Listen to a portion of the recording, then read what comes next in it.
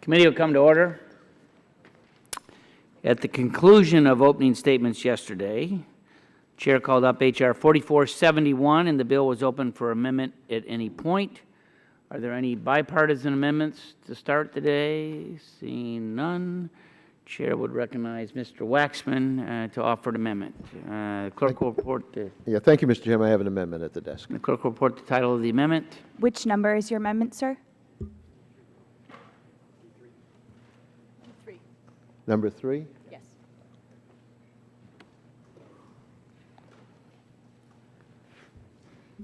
Amendment to H.R. 4471 offered by Mr. Waxman of California. The amendment will be considered as read. The staff will distribute the amendments, and the gentleman from California is recognized for 5 minutes in support of his amendment. Mr. Chairman and my colleagues, the Gasoline Regulations Act blocks and delays EPA from finalizing several important air quality rules until after a new government bureaucracy produces a new analysis of these and other EPA actions. But it's a fool's errand, because the new government bureaucracy is required to conduct an impossible analysis of rules that haven't even been proposed using data that doesn't exist. The bill would block EPA from issuing new Tier 3 standards for motor vehicles and fuels to reduce harmful tailpipe emissions that cause smog and deadly particle pollution. Smog and soot pollution can trigger asthma attacks, heart attacks, and even premature death. The bill would block and likely indefinitely delay EPA from issuing long overdue rules to require refineries to use modern technology to reduce their emissions of toxic air pollutants that cause cancer, birth defects, neurological damage, and other serious health problems. The bill would also block and likely indefinitely delay EPA from issuing rules necessary for states and localities to implement the 2008 ozone standard. This would leave the outdated and unprotective 1997 ozone standard in place. In addition, the bill would block EPA from updating the ozone standard to reflect the best available science on the health effects of breathing dirty air. During the legislative hearing on this bill, Chairman Whitfield stated, quote, "It is not the intent of this legislation to roll back any existing health protections," end quote. If that's the case, then there should be no objection to my amendment. My amendment states that notwithstanding the bill's provisions, the administrator cannot delay implementing any of the EPA rules laid out in Section 5 of the bill if the air pollution that would be controlled by those rules causes serious harm to human health, including asthma attacks and other respiratory diseases, heart attacks, cancer, birth defects, brain damage, or premature death. The Republicans want to pretend that this bill is not an attack on the Clean Air Act or public health, but that claim is laughable. This bill changes a foundational provision of the Clean Air Act that has been in place since 1970. The change would effectuate the interpretation that industry took all the way to the Supreme Court, which ruled against them. Barring EPA from setting air quality standards based on the science is a fundamental and very dangerous weakening of the Clean Air Act. And the bill indisputably prohibits EPA from issuing important rules to reduce air pollution that is harming Americans today.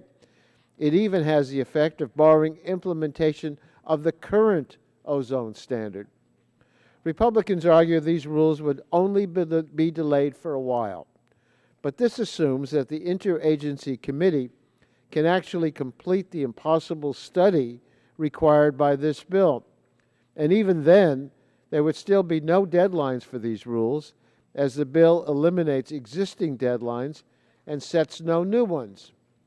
Americans rely on the Environmental Protection Agency to hold polluters responsible for cleaning up their pollution. It's just common sense. If you stop EPA from doing its job, public health will suffer. So let's come clean. If you want to pass a bill to stop EPA from doing its job, And if you want to allow polluters to pollute with impunity, be honest with the American people. Tell them you think that we've done enough to reduce air pollution and that you want to stop further cleanup of air pollution. But just don't pretend that this get-out-of-jail-free card for oil industry polluters won't hurt the health of Americans, and especially our children and the elderly. If, on the other hand, you don't want to block efforts to clean up air pollution that is contributing to asthma attacks, heart attacks, lung disease, cancer, birth defects, neurological damage, and premature death, then I would urge support for my amendment.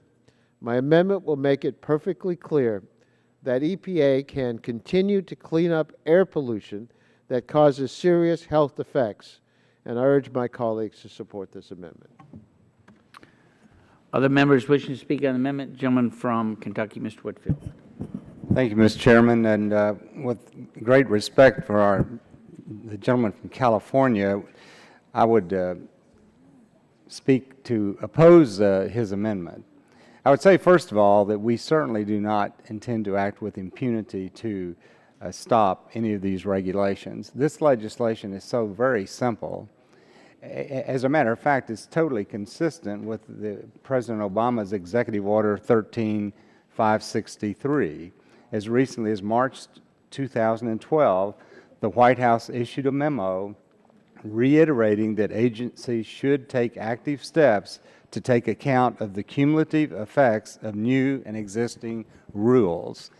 And that's all this legislation does. It asks for an analysis to determine what impact these three regulations, and I recognize they're not final yet, but these three regulations may have on gasoline prices in the future. I think any unbiased American would say there's nothing wrong with that. Why shouldn't we consider the impact, the cumulative impact of a regulation or regulations? What is the cumulative impact that might have on future gasoline prices? And that's all this legislation does. Now, some people have said, well, there is no final rule. And we certainly understand that. But I would like to ask one of our legal counsels just a question about the process over at EPA. It's my understanding that EPA has an action development process that they go through when they develop a regulation. Is that correct? That's correct. EPA has published an action development plan to develop regulations. And it's my understanding when they finally get to the point where they're going to make one final, regulation final, or they're going to submit it to OMB or the Office of Federal Register, that it's frequently 900 to 1,200 pages in analysis. Is that correct? That is correct. Both the rule language, the preamble language, the analysis, and background documents can be thousands of pages. And we know for a fact right now on the three regulations that we refer to in this legislation that they've already began meetings about this, meeting with stakeholders, having a thorough analysis conducted already. Is that correct? According to EPA's websites, the actions have in fact been initiated and there have been stakeholder outreach meetings. So I would just say that what we're trying to do is very simple. And we know that there's plenty of evidence already available, analysis already available. It's not going to be that complicated for this task force. And I will admit once again that we do not see that this legislation is going to reduce gasoline prices tomorrow, but we do believe that it can contribute and make us more aware of what these regulations, how they will impact gasoline prices in the future. And that's information that we need to know to protect the American public. So with that, I would simply respectfully request that we defeat the gentleman's amendment. Will the gentleman yield? I'd be happy to yield. You asked the council about analyzing a rule that hasn't even been proposed, but you said if it's been initiated, that's enough. But initiated can mean a variety of things. It could mean that EPA devoted some staff time to collecting the newest scientific data on a topic. It could mean EPA held private meetings with key stakeholders. It could mean EPA has held public meetings to discuss potential approaches with affected communities.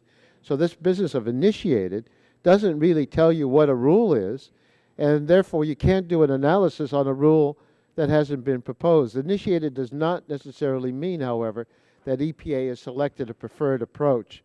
And even where EPA is leaning toward a preferred approach, that often changes in the course of the initial pre-proposal discussions. I'm going to give you an example of that. The Interior Department just issued proposed rules for disclosure of the contents of hydraulic fracturing fluids used in wells on public lands. During preliminary discussions, the Interior Department indicated that it planned to require drillers to provide a list of chemicals 30 days before commencing drilling. But the Interior Department changed course and proposed a rule that requires drillers to disclose after the fact. The importance of all this is that the bill would stop EPA from acting, and unless there was this extensive analysis that cannot be done on a rule that hasn't been proposed, and therefore it stops any action to protect the public health. Mr. Chairman, I would ask unanimous consent for 30 seconds to simply respond to the Without gentleman. objection. All I would say is that if these regulations become final, then it's too late. All this legislation does is that gives the task force the authority to analyze and make a prediction, give us information on the impact that these regulations may have on gasoline prices. It certainly doesn't, these regulations are going to take a while to develop anyway, but I think it's imperative that we have this information, and I think the American public would like this information. And with that, I guess my 30 seconds have expired. I was counting. Your 30 seconds is now ended. Are there other members wishing to speak on the amendment? Gentlelady from the Virgin Islands, recognized for 5 minutes. Thank you, Mr. Chairman. I want to rise to support the ranking member's amendment.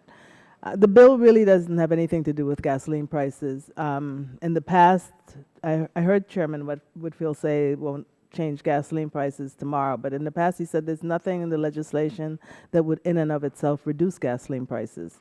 Instead, this bill is really a thinly veiled attempt to check off a few more boxes on the oil industry's wish list at the expense of the health of the American people.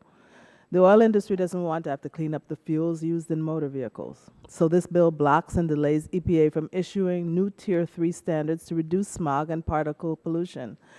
Too bad if this means that the states and localities will need to require other more expensive pollution reductions. Too bad if our communities are unable to achieve healthy air. The oil industry doesn't want to install modern and available pollution control technology at refineries to reduce emissions of toxic air pollutants that cause cancer, brain damage, and other health effects. The Republican solution is to block and indefinitely delay EPA from requiring refiners to use this technology. The oil industry would rather EPA rely on an outdated 15-year-old ozone standard than on a standard rooted in the best available peer-reviewed science on the health impacts of breathing high levels of ozone. So this bill would block and likely indefinitely delay from implementing the most recent ozone standards or updating it until at least 2018. This bill is just one more in a long line of bills passed by this committee to allow industrial sources to continue to pollute despite the availability of cost-effective, proven emissions controls. You know, our committee has amassed an embarrassing record. This committee has voted to let dirty power plants off the hook, boilers, cement kilns, industrial mining facilities, offshore drilling operations, and now we have a bill before us to delay several additional EPA air quality rules under the guise of protecting consumers from high gasoline prices. My colleague's amendment, the ranking member's amendment, simply states that the bill will not delay EPA action to finalize these air quality rules if the rules reduce pollution that causes asthma attacks, heart attacks, cancer, brain damage, birth defects, and other serious health problems. And so I urge my colleagues to support this amendment. Gentlelady, yield to me? Yes. If you're finished Be pleased to with yield. your comment. Let me just, because I think it's important to understand this business of initiate. because the bill says if EPA is initiating a rule, therefore it's stopped from moving forward on that rule, while a new bureaucracy, an interagency task force, will now analyze that rule, but there's no rule. So we don't know what they're analyzing. But meanwhile, EPA cannot go forward with anything. And the issue is, this interagency committee, this new bureaucracy, what would they analyze? They wouldn't know what sources would be covered by a potential rule. They wouldn't know the emission limits. They wouldn't know the most efficient technology options available to covered sources. They wouldn't know a compliance schedule. Just because EPA has started discussing the framework for a new air quality rule, that does not mean we know what the rule would require or what it would cost or what the benefits to public health would be. All we know is simply thinking about a rule and doing something to move forward to initiate a rule stops EPA right in its tracks. And I don't think that makes any sense, because we are looking at impact on human life. And they want this task force to analyze impact on gas prices. Well, they don't have enough information to analyze the impact on gas prices, but that means they're going to stop EPA from analyzing the impact on human health and stop any actions to protect human health. And so my amendment says, and I guess I should talk like the Republicans, it's a simple amendment. Saying it's simple does not make it simple, but my amendment says that we're not going to delay finalization of any of the rules to establish standards for clean air to reduce air pollution if that pollution would be controlled by the finalized rules contributing to asthma attacks, acute and chronic bronchitis, heart attacks, cancer, birth defects, neurological damage, etc. So we're not going to let EPA be stopped. And we have to understand this bill simply, as we hear over and over again, simply cuts the heart out of the Clean Air Act. It says that standards don't even have to be set on health. That whole thing has been thrown out by this bill. So this is not a simple bill with simple changes. It's a radical bill that will harm people's health, and I urge the support for the amendment in opposition to the bill. Gentleman's time has expired. Other members wishing to speak on Chairman. the amendment? Gentleman from California, Mr. Bilbray. Mr. Chairman, I got to regretfully speak in opposition of the amendment and make it clear this bill does not affect the ozone standards that are set today. It doesn't stop the development of rules to address those issues. And I've just got to say to both sides, this level of urgency about public health, that somehow any delay was a major disaster. Can I ask, that people take the time to think about, the next time you use the word tailpipe emissions, will you ask your staff to look at why for 20 years the federal EPA has been still using an antiquated standard called tailpipe emissions, when the best air pollution scientists at CARB knew in '92 that those are inappropriate, inefficient, and misleading standards.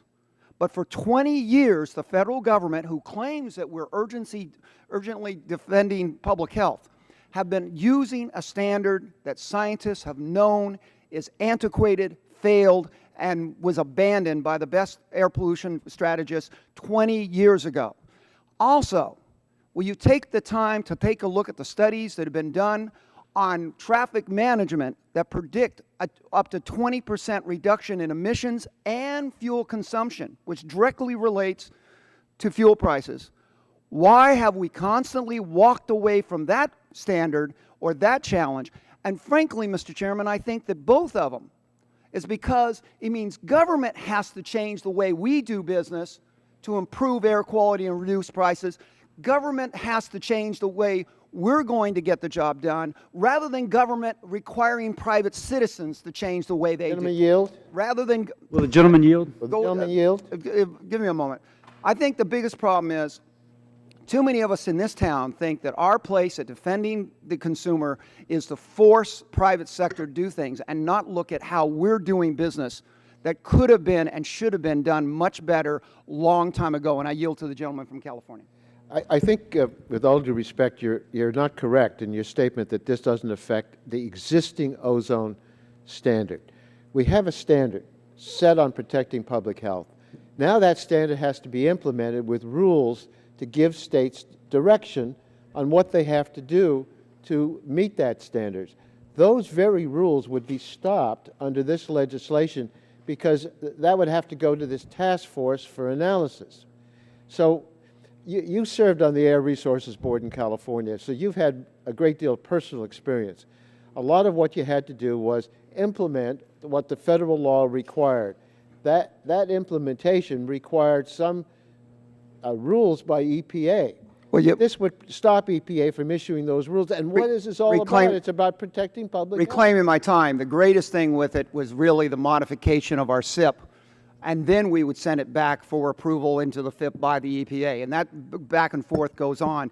But, you know, frankly, I just But hope you that... can't do a SIP unless you know what EPA is asking And you you to know do and the that- standard that's being set. The standard is being set, but the standard has already, the ozone standards have been set. We know where they are. If they want to modify that and move that, I'm just saying, I'll say this bluntly to both sides of this aisle, you shouldn't be changing the standards until you go back and have a test, a measurement that's scientific. And tailpipe emission is not scientific. It is just convenient because it's the way it's always been done. Yield to the gentleman from... Yeah, I would just like to ask council, would this legislation affect in any way the current ozone standards and implementation of it? The rule is written, excuse me, the bill is written, any rule revising or supplementing the national ambient air quality standards for ozone. So only a rulemaking that would revise or supplement the existing standard. And there's nothing in this Sure. rule that would preclude EPA from analyzing impact on health, is there? No, there On is any of these three rules? no benefits are included in the analysis in Okay. the bill. And now, what is the correct terminology here? I shouldn't call this a rule. Is to say these are proposed rules? What is the correct term? There are covered rules and actions. Those that are regulatory actions are among the covered rules. Covered actions would include the PSD permitting, PSD and Title V permitting actions. Okay. I'll yield back to the gentleman. I yield back. Mr. Chairman, Gentleman, I ask unanimous consent that I have an additional minute on this very subject. without objection, the gentleman is recognized. I'd like to ask counsel, you said that this bill would block implementation rules of the standard. Is that correct? No, I did not say that, sir. Okay, what would be blocked? Any rule revising or supplementing an existing... supplementing. That's correct. Now, what is a supplementing? Could that be implementation? A supplement to an existing ozone standard would be a supplement to that standard, not necessarily a rule that is procedural or implementation of that standard. But supplementing the standard might include, for example, changing the averaging time, changing the level, changing the indicator. Is there a definition of supplement in the bill? No. So you're telling me what you think supplement means. And I would submit that when the EPA is looking at how to implement existing standards, that could be considered a supplementary rule. EPA issues rules on how to implement the standards. I would submit, whether you intend it or not, this bill, among other things that it would do, would stop EPA from making sure that the existing ozone standard can be met, and it requires an analysis by a new bureaucratic interagency, not on health, but on impact on gasoline prices. And I think that that means that's more important than health in the outcome of this legislation if it were to pass. Are there other members wishing to speak on the amendment? Seen none. The vote occurs on the amendment offered by the gentleman from California. Those in favor will say aye. Aye. Those opposed say no. No. Roll call vote. Roll call vote is requested. The clerk will call the roll. Mr. Barton. Mr. Barton votes no. Mr. Stearns. Mr. Whitfield. Mr. Whitfield votes no. Mr. Shimkus. Mr. Shimkus votes no. Mr. Pitts. Mr. Pitts votes no. Mrs. Bono-Mack. Mr. Walden. Mr. Walden votes no. Mr. Terry. Mr. Terry votes no. Mr. Rogers. Mrs. Myrick. Mr. Sullivan. Mr. Sullivan votes no. Mr. Murphy. Mr. Murphy votes no. Mr. Burgess. Mrs. Blackburn. Mrs. Blackburn votes no. Mr. Bilbray. Mr. Bilbray votes no. Mr. Bass. Mr. Bass votes no. Mr. Gingrey. Mr. Gingrey votes no. Mr. Scalise. Mr. Latta. Mr. Latta votes no. Mrs. McMorris Rogers. Mrs. McMorris Rogers votes no. Mr. Harper. Mr. Harper votes no. Mr. Lance. Mr. Lance votes no. Mr. Cassidy.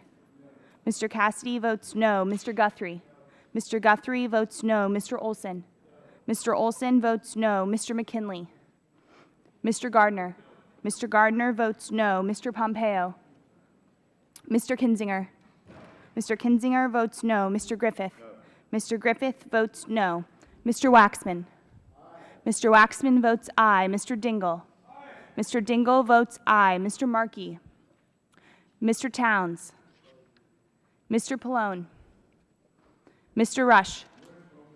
Mr. Rush votes aye. Ms. Eshoo.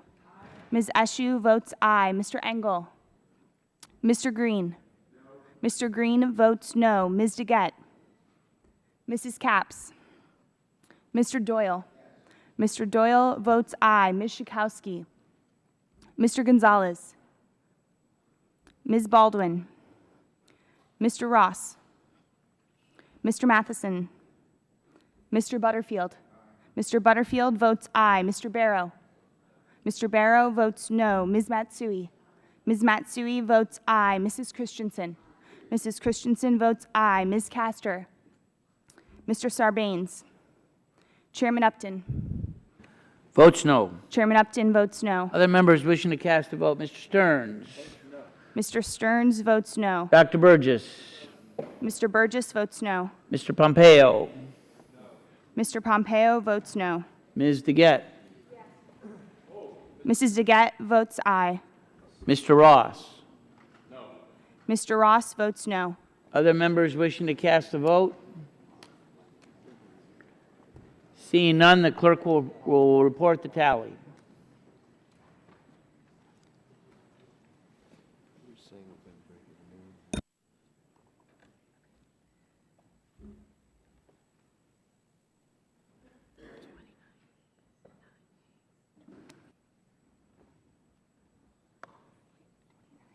Let me do this. Can they? Mr. Chairman, on that vote, there were 9 ayes, 29 nays. 9 ayes, 29 nays. The amendment is not agreed to. Are there further amendments to the bill? Gentleman from Illinois, Mr. Rush. Mr. Chairman, I have an amendment at the desk. Clerk will report the title. Amendment to H.R. 4471, offered by Mr. Rush of Illinois. The committee will, or the amendment will be considered as read. The staff will distribute the amendment, and the gentleman from Illinois is recognized for 5 minutes.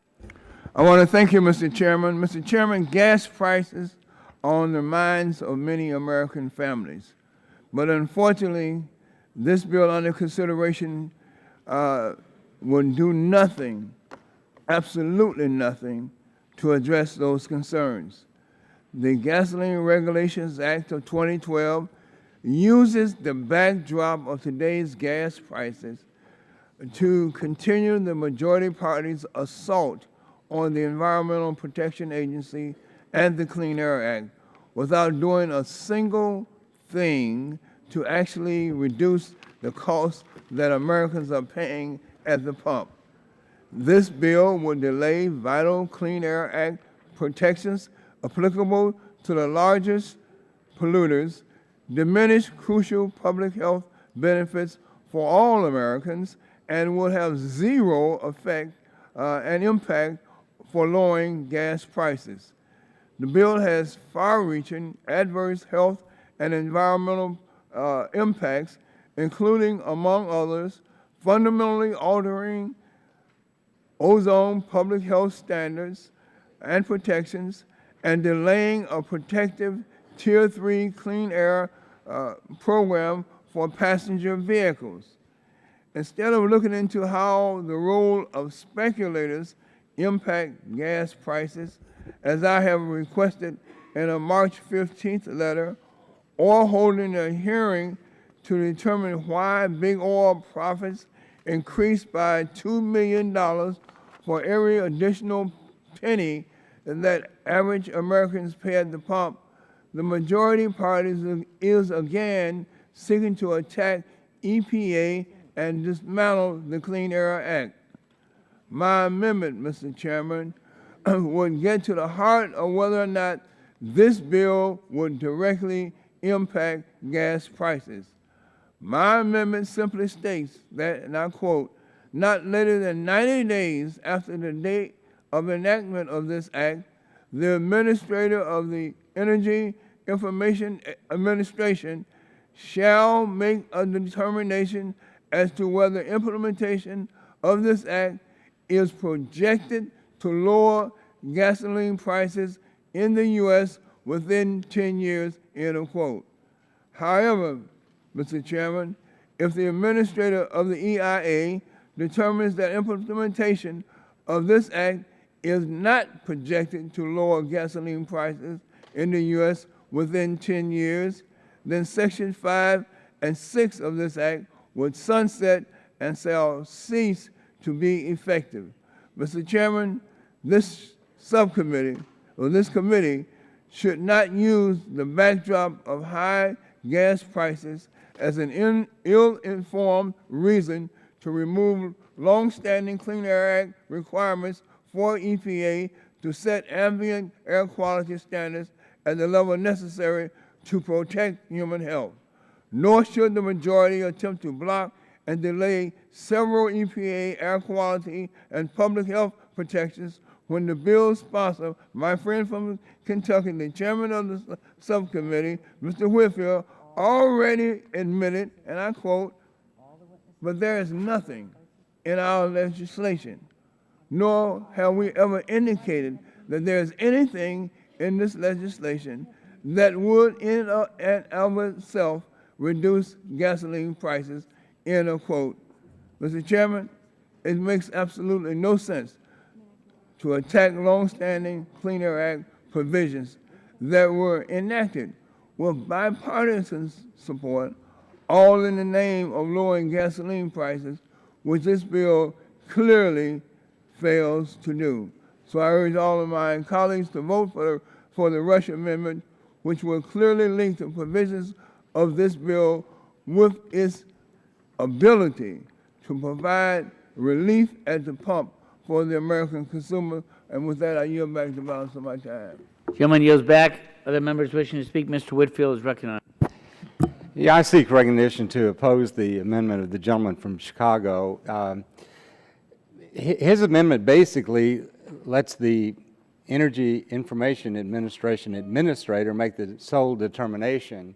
Our legislation allows a committee to look at this, and I'm still really puzzled by why there's such angst about this piece of legislation to simply ask the administration or the administrator of EPA to look before you leap into issuing new regulations that may have an impact on gasoline prices. All we're asking is, on these three regulations, the Tier 3, the greenhouse gas and refineries, and the ozone, that before you issue new regulations, let's examine the cumulative impact that they may have on the price of gasoline. I don't think that I don't think any lawyer would look and say we're gutting the Clean Air Act or anything else. We're simply asking for additional information before you leap.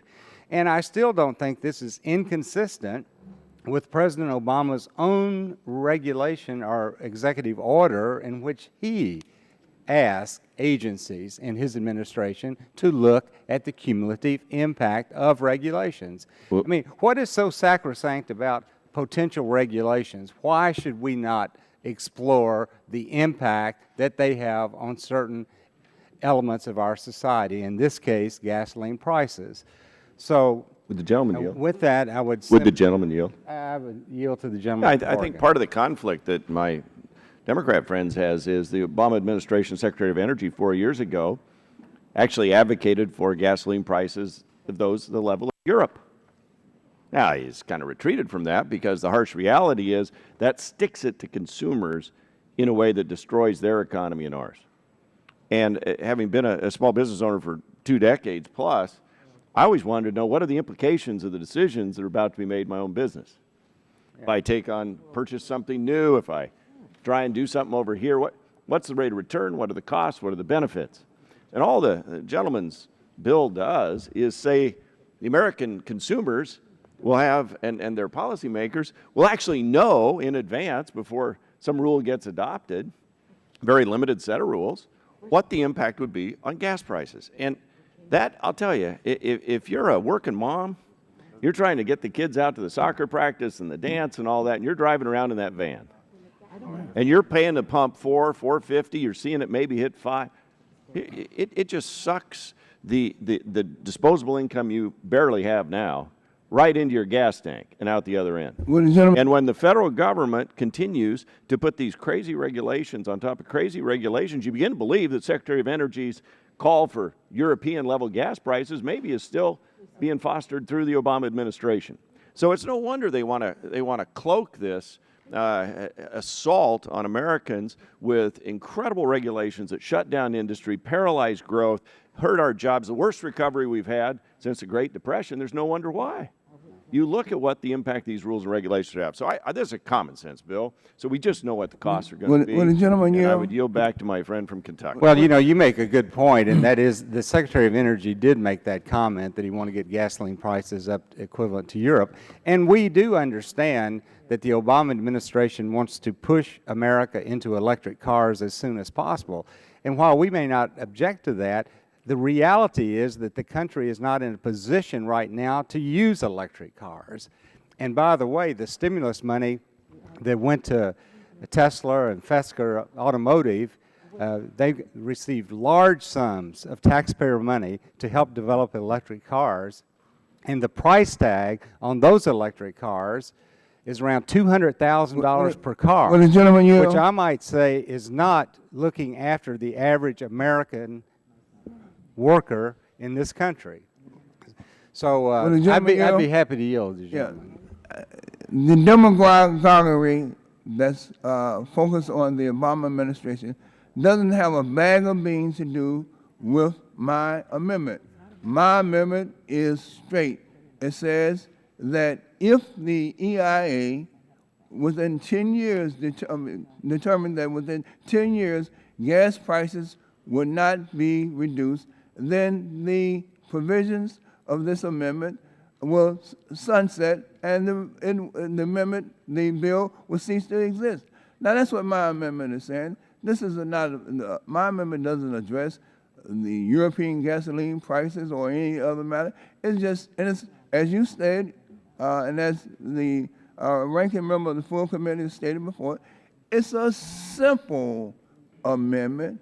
It makes a lot of sense if the EIA determines that within 10 years gasoline prices will not go down, then the amendment will sunset. It will cease.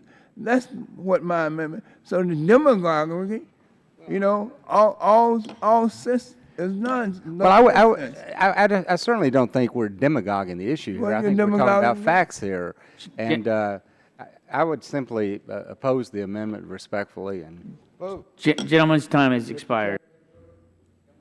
Gentleman from California. I know people want to vote without further discussion, but I think the further discussion is warranted on this amendment and this bill, because this is delivering the oil industry a wish list of their anti-environmental dreams.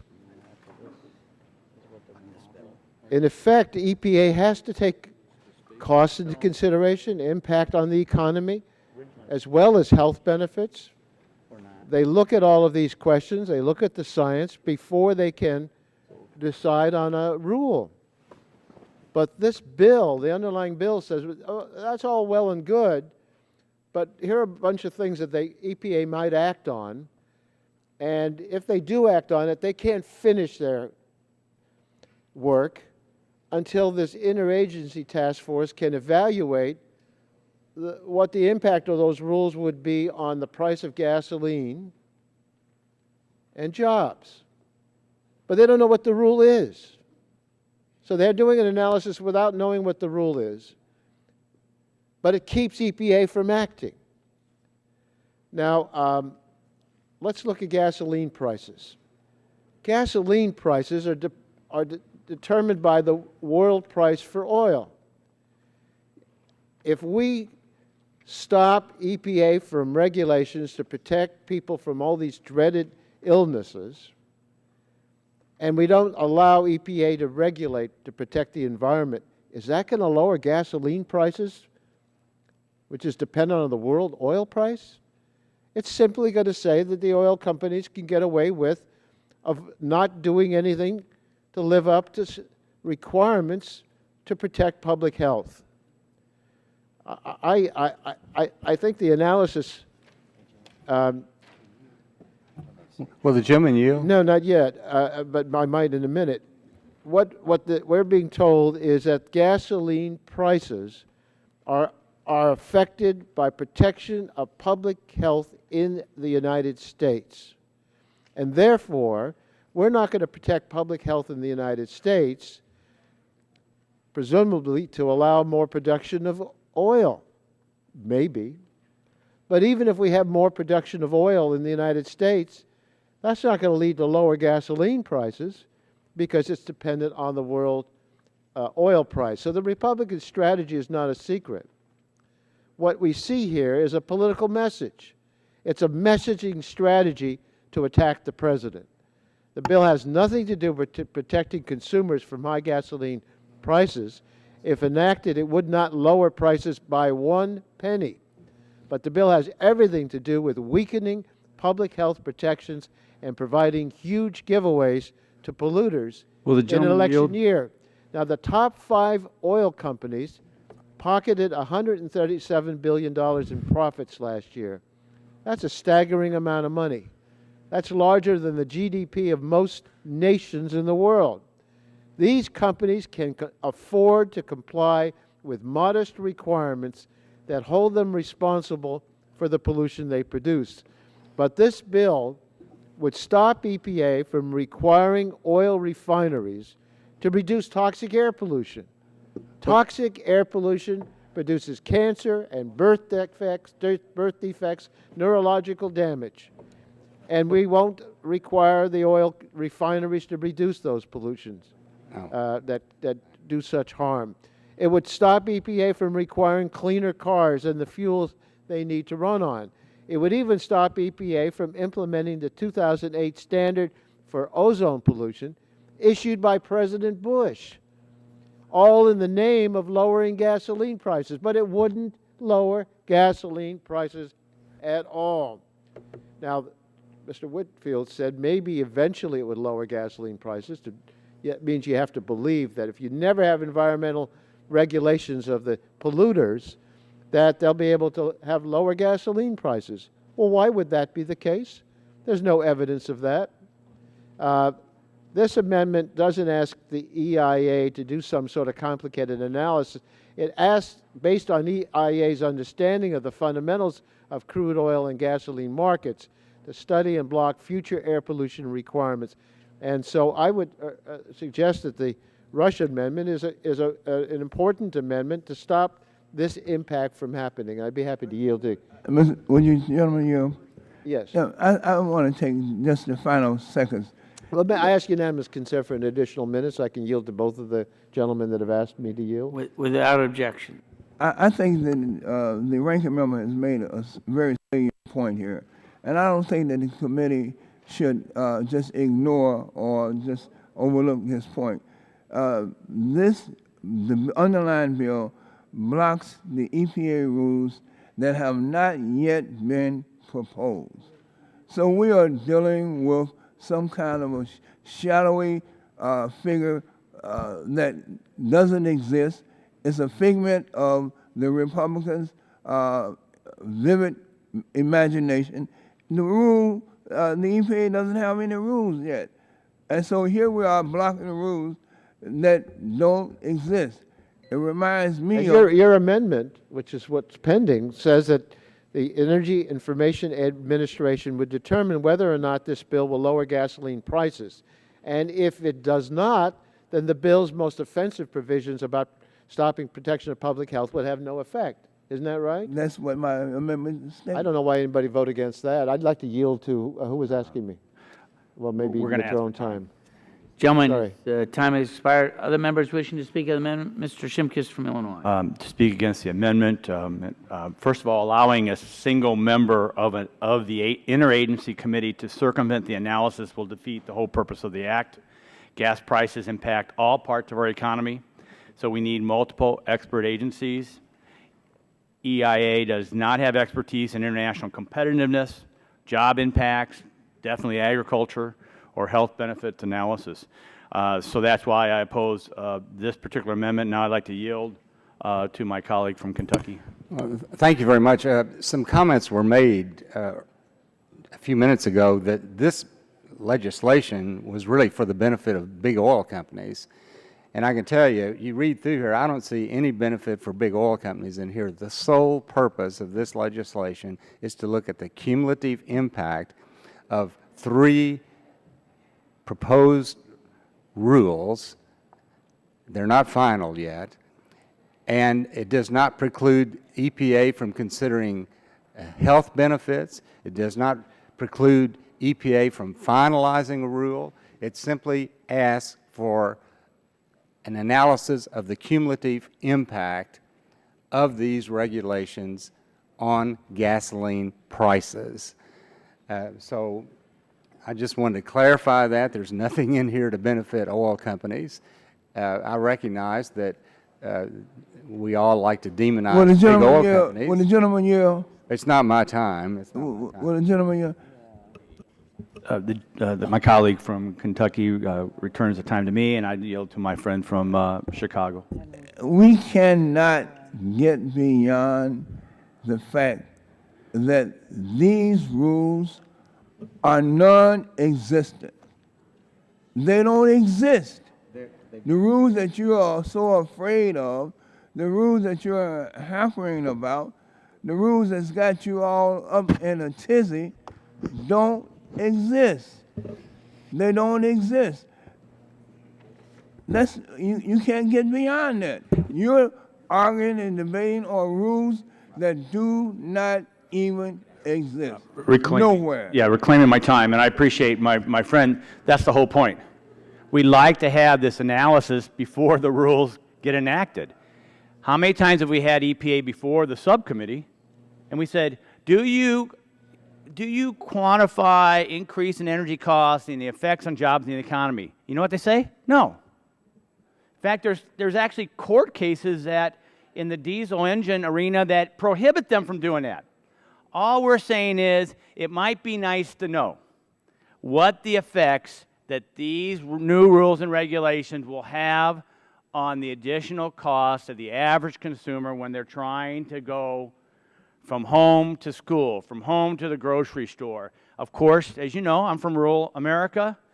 My new congressional district will have 33 counties. That's a lot of time on the road.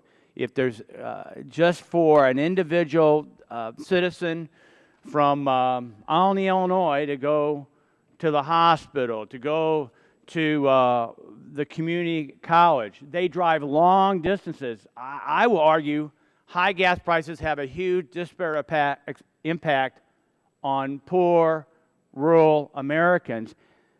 I just think we ought to know, and we ought to have an analysis before the EPA finalizes the rule, what is going to be the impact. So I appreciate my colleague for bringing up the bill. I've stated the reasons why I don't think this amendment is helpful, and with that, I'll yield back the balance of my time. Gentleman yields back. Are the other members wishing to speak on the amendment? Seeing none. The vote occurs on the Rush amendment. Those in favor will say aye. Aye. Those opposed say no. No. Opinion of the chair, the noes have it. The noes have it. The amendment is defeated. Are there further amendments to the bill? Gentlelady from Colorado. Mr. Chairman, I have an amendment at the desk. Clerk will, which number?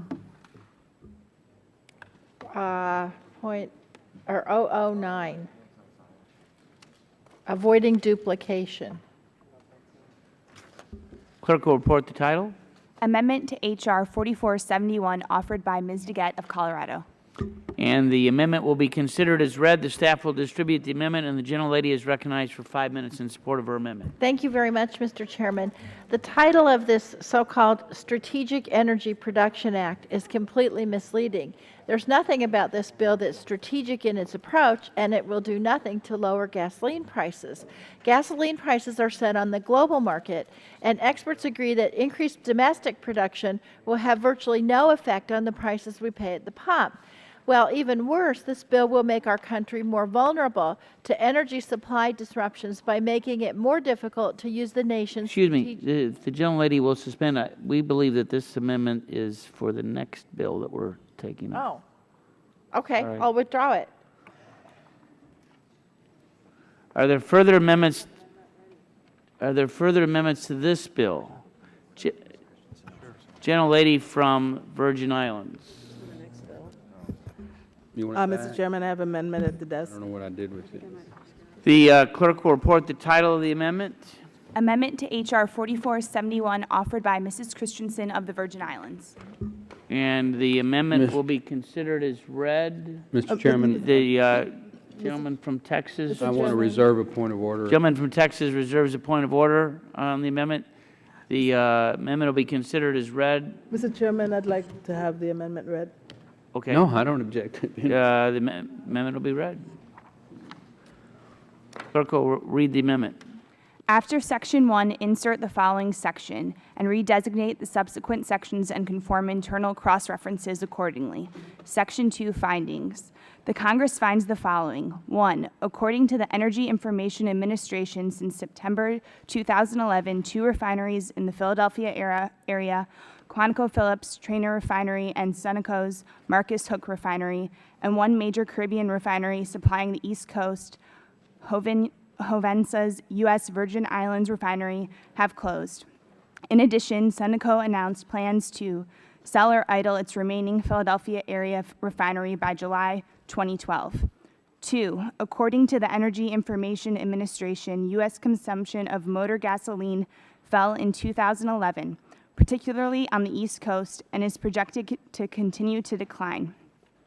3, a spokesman for Valero Energy said that it is, in quotes, very difficult to compete, end quote, in the East Coast market, but if there was a demand for product there, those refineries wouldn't close. 4, IHS Cambridge Energy Research Associates stated that East Coast refineries have been most vulnerable to market conditions because they are buying crude at high prices, but they have to sell gasoline in a very competitive market, which is shrinking. 5, according to the Congressional Research Service, East Coast refineries have been particularly unprofitable due to reduced refinery capacity utilization. 6, in February 2012, ConocoPhillips informed its shareholders of the severe market pressure facing its Trainer, Pennsylvania refinery, and other refineries on the East Coast. 7, in an open letter to the Pennsylvania communities, Sunoco listed 3 market factors that forced the company to close or sell its Philadelphia and Marcus Hook refineries: expensive crude oil, declining demand for gasoline, and overcapacity in the refining sector. The company did not cite environmental regulations as a factor. 8, Hovensa stated that it decided to close its St. Croix, U.S. Virgin Islands refinery because of economic losses caused by weakness in demand for refined petroleum products due to the global economic slowdown and the addition of new refining capacity in emerging markets. 9, according to the Energy Information Administration, in 2011, U.S. refining capacity reached 17.7 million barrels per day, the highest level in at least 25 years. In particular, Gulf Coast refineries have increased their capacity by more than 1 million barrels per day since 2010. Therefore, in light of the findings in paragraphs 1 through 9, market forces, not environmental regulations, were primary factors driving companies to close or sell refineries in Pennsylvania and the Virgin Islands.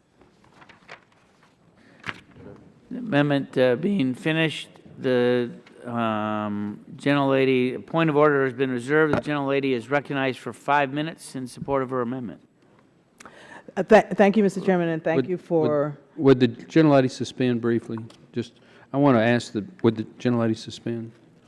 yes, sir, yes. I want to, Mr. Chairman, I am going to insist on my point of order, but I don't have any problem if you want to let the gentlelady explain her amendment. Yeah, no. So the gentlelady is recognized for 5 minutes in support of her amendment, and then we'll Thank you, deal and with the thank point you of order. for your patience in having the amendment read. Republicans in the House have suggested that environmental and health protections are to blame for recent refinery closures in the United States and its territories. Speaker John Boehner has also repeated claims that, quote, extremely challenging regulations, end of quote, for U.S. refineries are causing gasoline prices to rise. The bill we're discussing would block and delay EPA rules designed to clean up vehicles and fuels and cut air pollution from refineries. Chairman Whitfield suggested that EPA is, and again I'm quoting, poised to pile on a new wave of costly regulations affecting gasoline and diesel fuel, end of quote, and by extension refineries. But the truth is that the recent refinery closures were not driven by environmental protections, and they certainly were not caused by regulations that have not yet been imposed. The truth is that recent decisions to close or sell refineries along the East Coast are based on market factors such as oil prices, consumer demand, and competition. My amendment simply lays out some key facts. The facts matter because if Congress misunderstands the cause of the problem, it's not likely to produce an effective solution. And the facts of this matter, in particular, are very important to me. My constituents are feeling the effects of Hovenza's plan to shut down its refinery on St. Croix, U.S. Virgin Islands. This refinery has been by far the largest private employer in the U.S. Virgin Islands. When it announced the refinery closure, the company stated very clearly that the closure was due to $1.3 billion in economic losses, and I'm quoting here, caused primarily by weaknesses in demand for refined petroleum products due to the global economic slowdown and the addition of new refining capacity in emerging markets, end of quote. The company also noted that as an oil-fired refiner, it was at a competitive disadvantage with other mainland refiners that used cheaper natural gas to power their facilities. The company's CEO testified before the Senate of the U.S. Virgin Islands and reiterated that poor market conditions, including a drop in demand for the refinery's petroleum products, had put it on a path to bankruptcy. He also dismissed suggestions that an EPA order to install modern pollution controls was a factor in the company's decision to close the refinery. The Pennsylvania refineries have also faced challenging market conditions. They process the most expensive type of crude oil. Demand for their products has fallen, and excess capacity has squeezed their profit margins. Elsewhere in the United States, refineries are thriving. In 2011, U.S. refining capacity reached 17.7 million barrels per day, the highest level in at least 25 years. In particular, Gulf Coast refineries have been able to process cheaper sources of crude compared to the rest of the country and maximize production. As a result, several refineries in the Gulf Coast are actually expanding their capacity. My amendment simply lays out these facts. Environmental protections, such as the ones that would be blocked by this bill, did not cause the refineries in Pennsylvania and the Virgin Islands to close their doors. They face crippling market conditions beyond their control and actually beyond the control of the President. And so I urge my colleagues to support this amendment. Gentlelady I yield. yields back. Gentleman from Texas. Mr. Chairman, I've been told by committee staff that the parliamentarians have changed their mind, that they've now decided that it is a borderline call, but it is probably germane. So I withdraw my point of order, but I do want to be recognized in opposition to the amendment in terms of Just policy. note, I'm told that it is a borderline call, and they say that it's likely not germane, but when they're this close, we'll go ahead with it and remove the objection. Gentleman from Texas removes his objection and is recognized for 5 minutes. I think it's good, Mr. Chairman, to have a vigorous policy debate. While you could argue on germaneness issues, I think it's better for the committee and the public if we actually argue the merits of the case. I have great sympathy for the gentlelady's situation in her district. Losing a major employer like the refinery that she's referred to is a huge economic blow, and it's a personal blow. When all those folks have those jobs and they lose those jobs, it causes emotional distress and as well as economic distress. So I've got nothing but sympathy for what's happening in her area.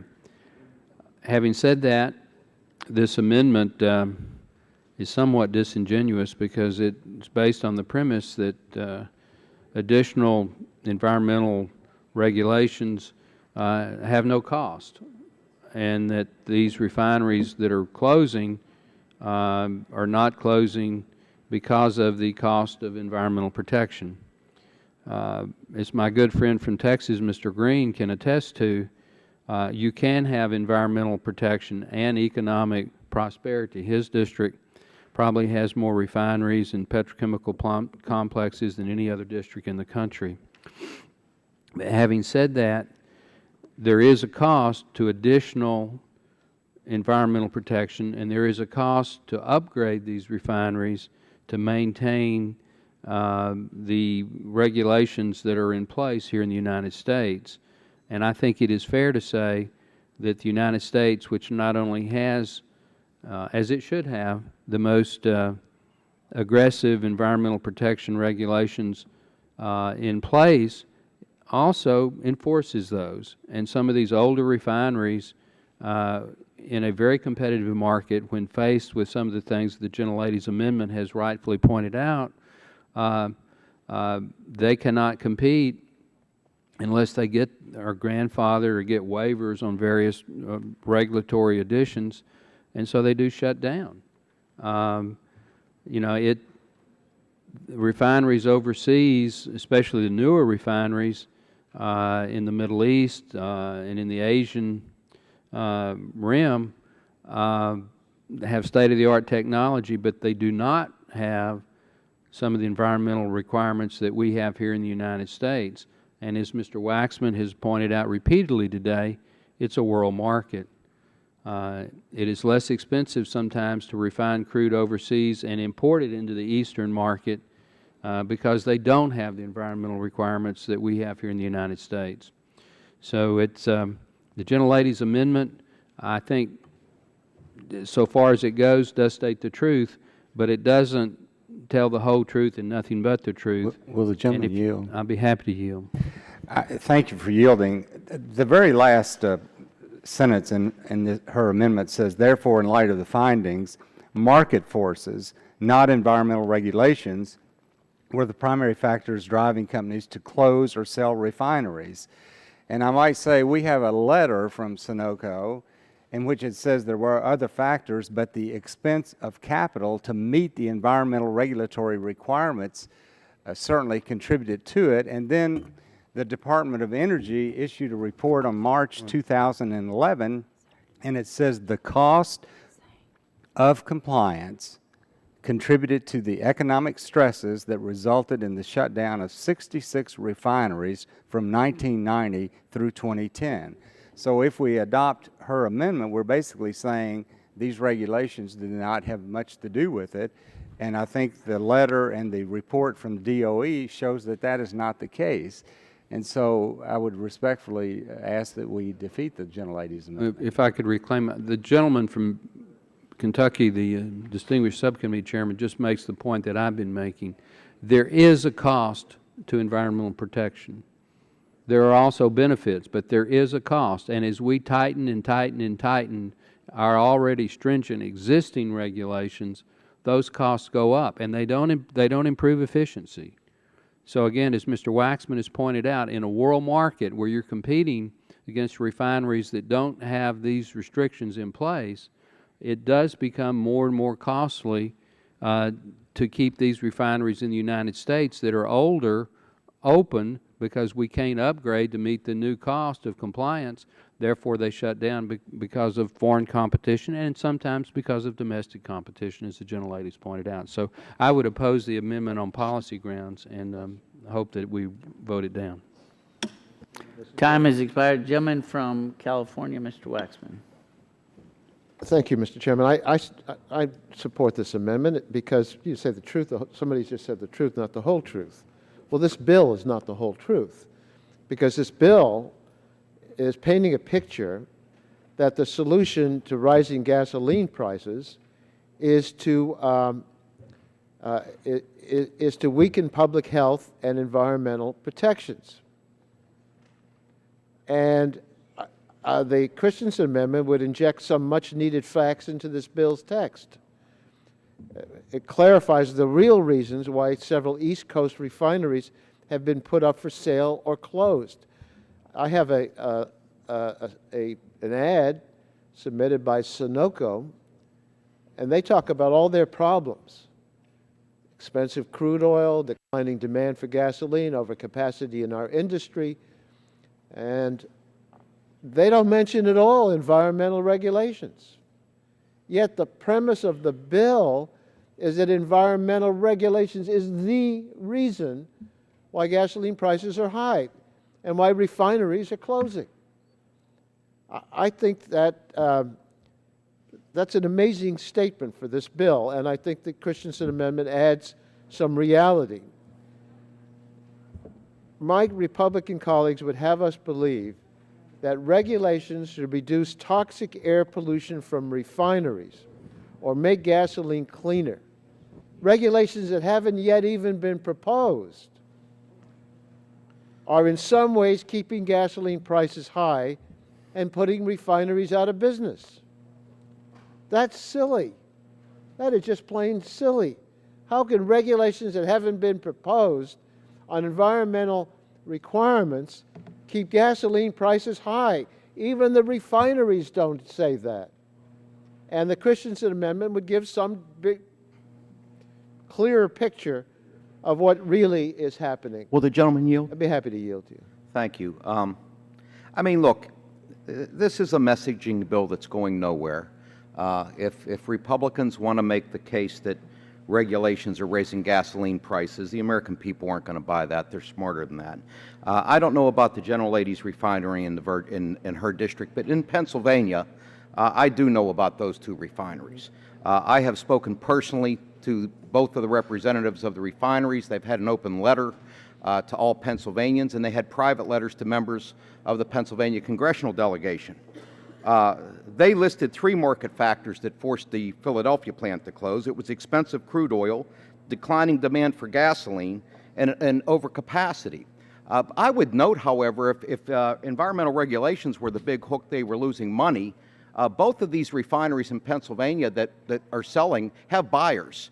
The Carlyle Group in one and Delta Airlines in the other. And they plan to operate these as refineries. So if the environmental regulation was so onerous that they couldn't make any money or there wasn't a business model that made sense, I don't think you'd see 2 buyers right now getting ready to, they're in negotiations. These deals haven't been finalized, but they're negotiating to buy the refineries and operate them as refineries. So, I think we all understand what we're doing here today. This is just, it's silly season now and people are making messages. But, the idea, at least in Pennsylvania, that somehow EPA environmental regulations shut these refineries down, just has no basis in reality. I'll yield back. I reclaim my time. You make an excellent point. This bill is a political exercise designed to blame the president for market conditions outside of his control.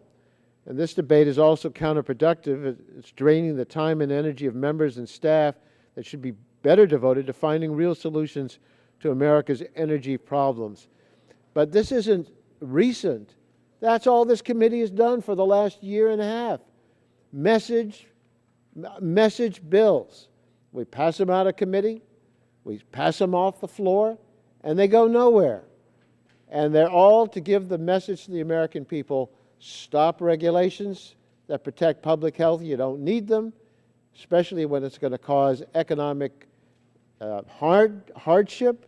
And it's not an accurate statement, but that's the propaganda line.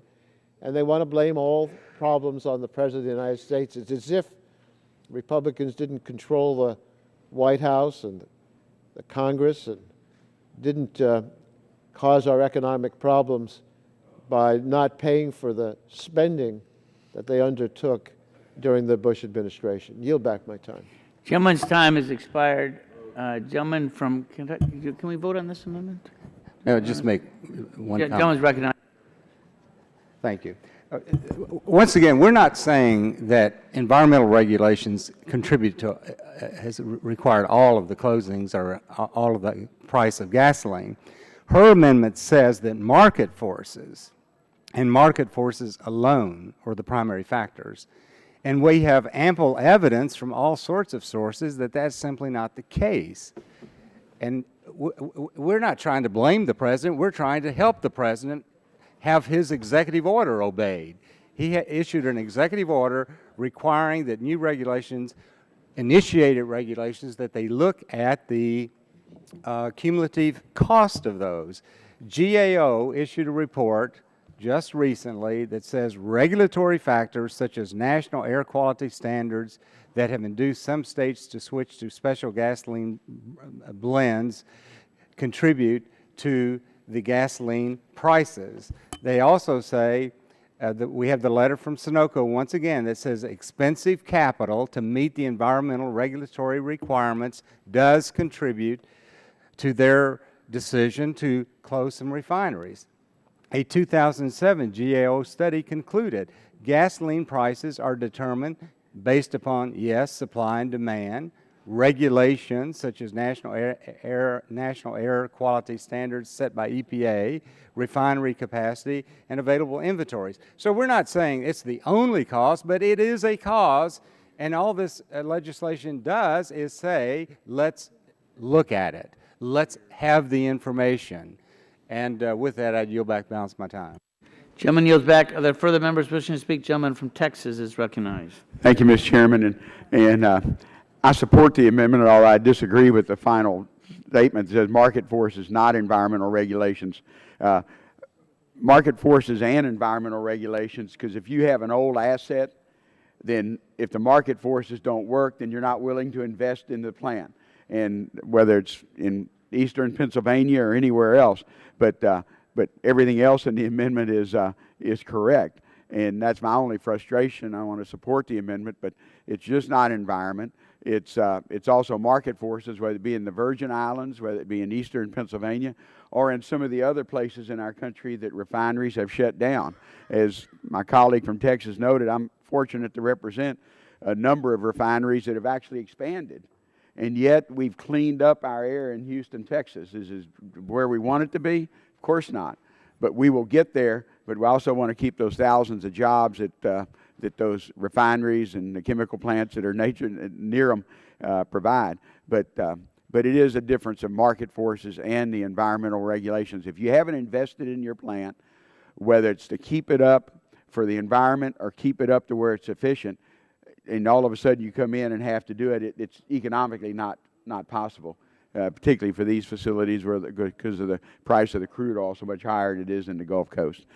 With that, I yield back my time, and I understand the frustration. I'd be the same place Ms. Christensen was at if I was losing a refinery in my district too. Gentleman from Pennsylvania, Dr. Murphy.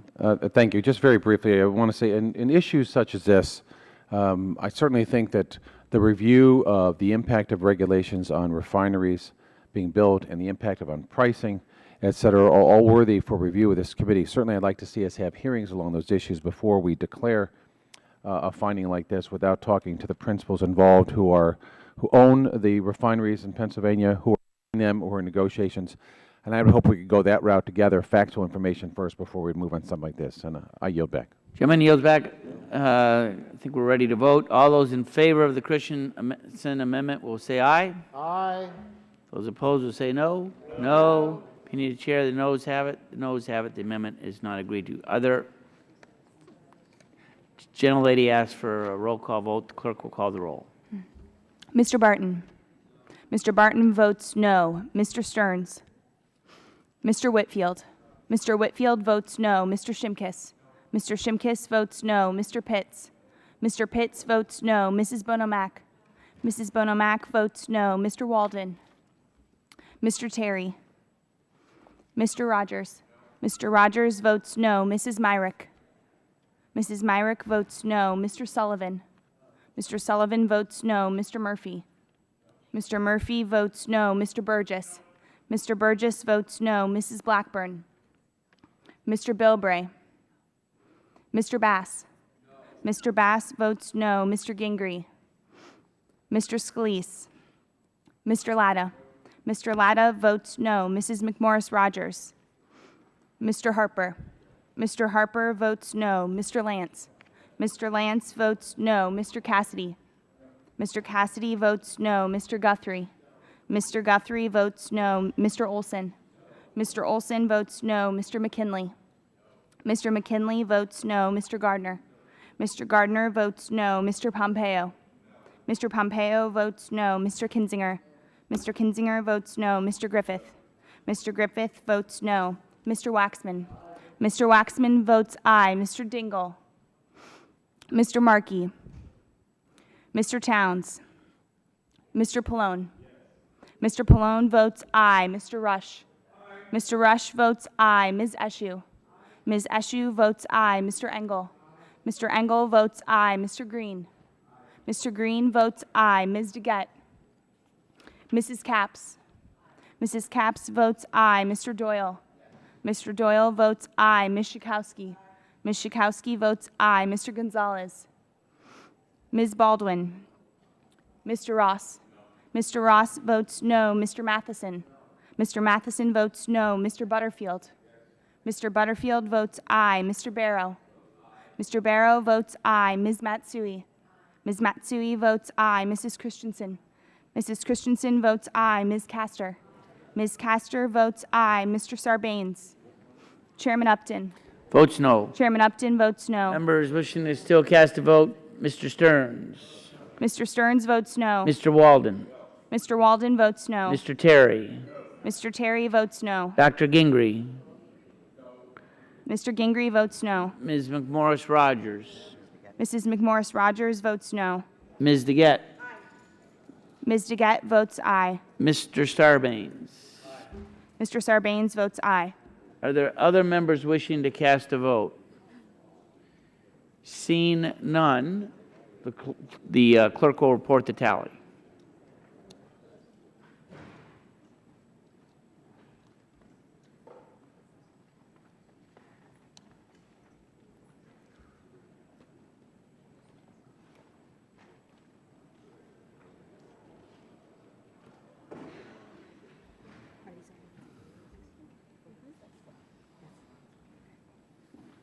Mr. Chairman, on that vote, there were 16 ayes, 30 nays.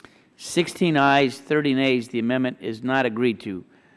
I would just note that as we are watching the clock and watching the floor, it is my hope that we might be able to finish.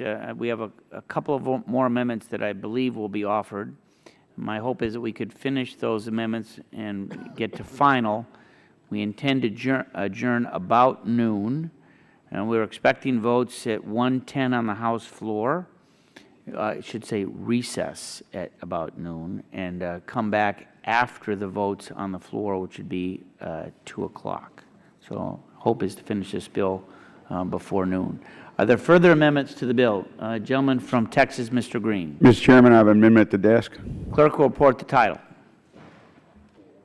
Amendment to H.R. 4471, offered by Mr. Green of Texas. The amendment will be considered as read, and the staff will distribute the amendments, and the gentleman is recognized for 5 minutes in support of his amendment.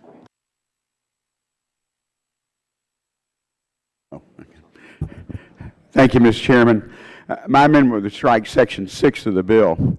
This section of the bill would require the EPA to consider industry costs when determining what level of air pollution is safe. By doing this, we would be rolling back one of the core aspects of the Clean Air Act, which was passed on a bipartisan basis over 40 years ago and signed into law by a Republican president and unanimously upheld by the Supreme Court in 2001. The Clean Air Act directs the EPA to set the level of each ambient air quality standard based on what's necessary to protect health, including the health of sensitive groups such as children.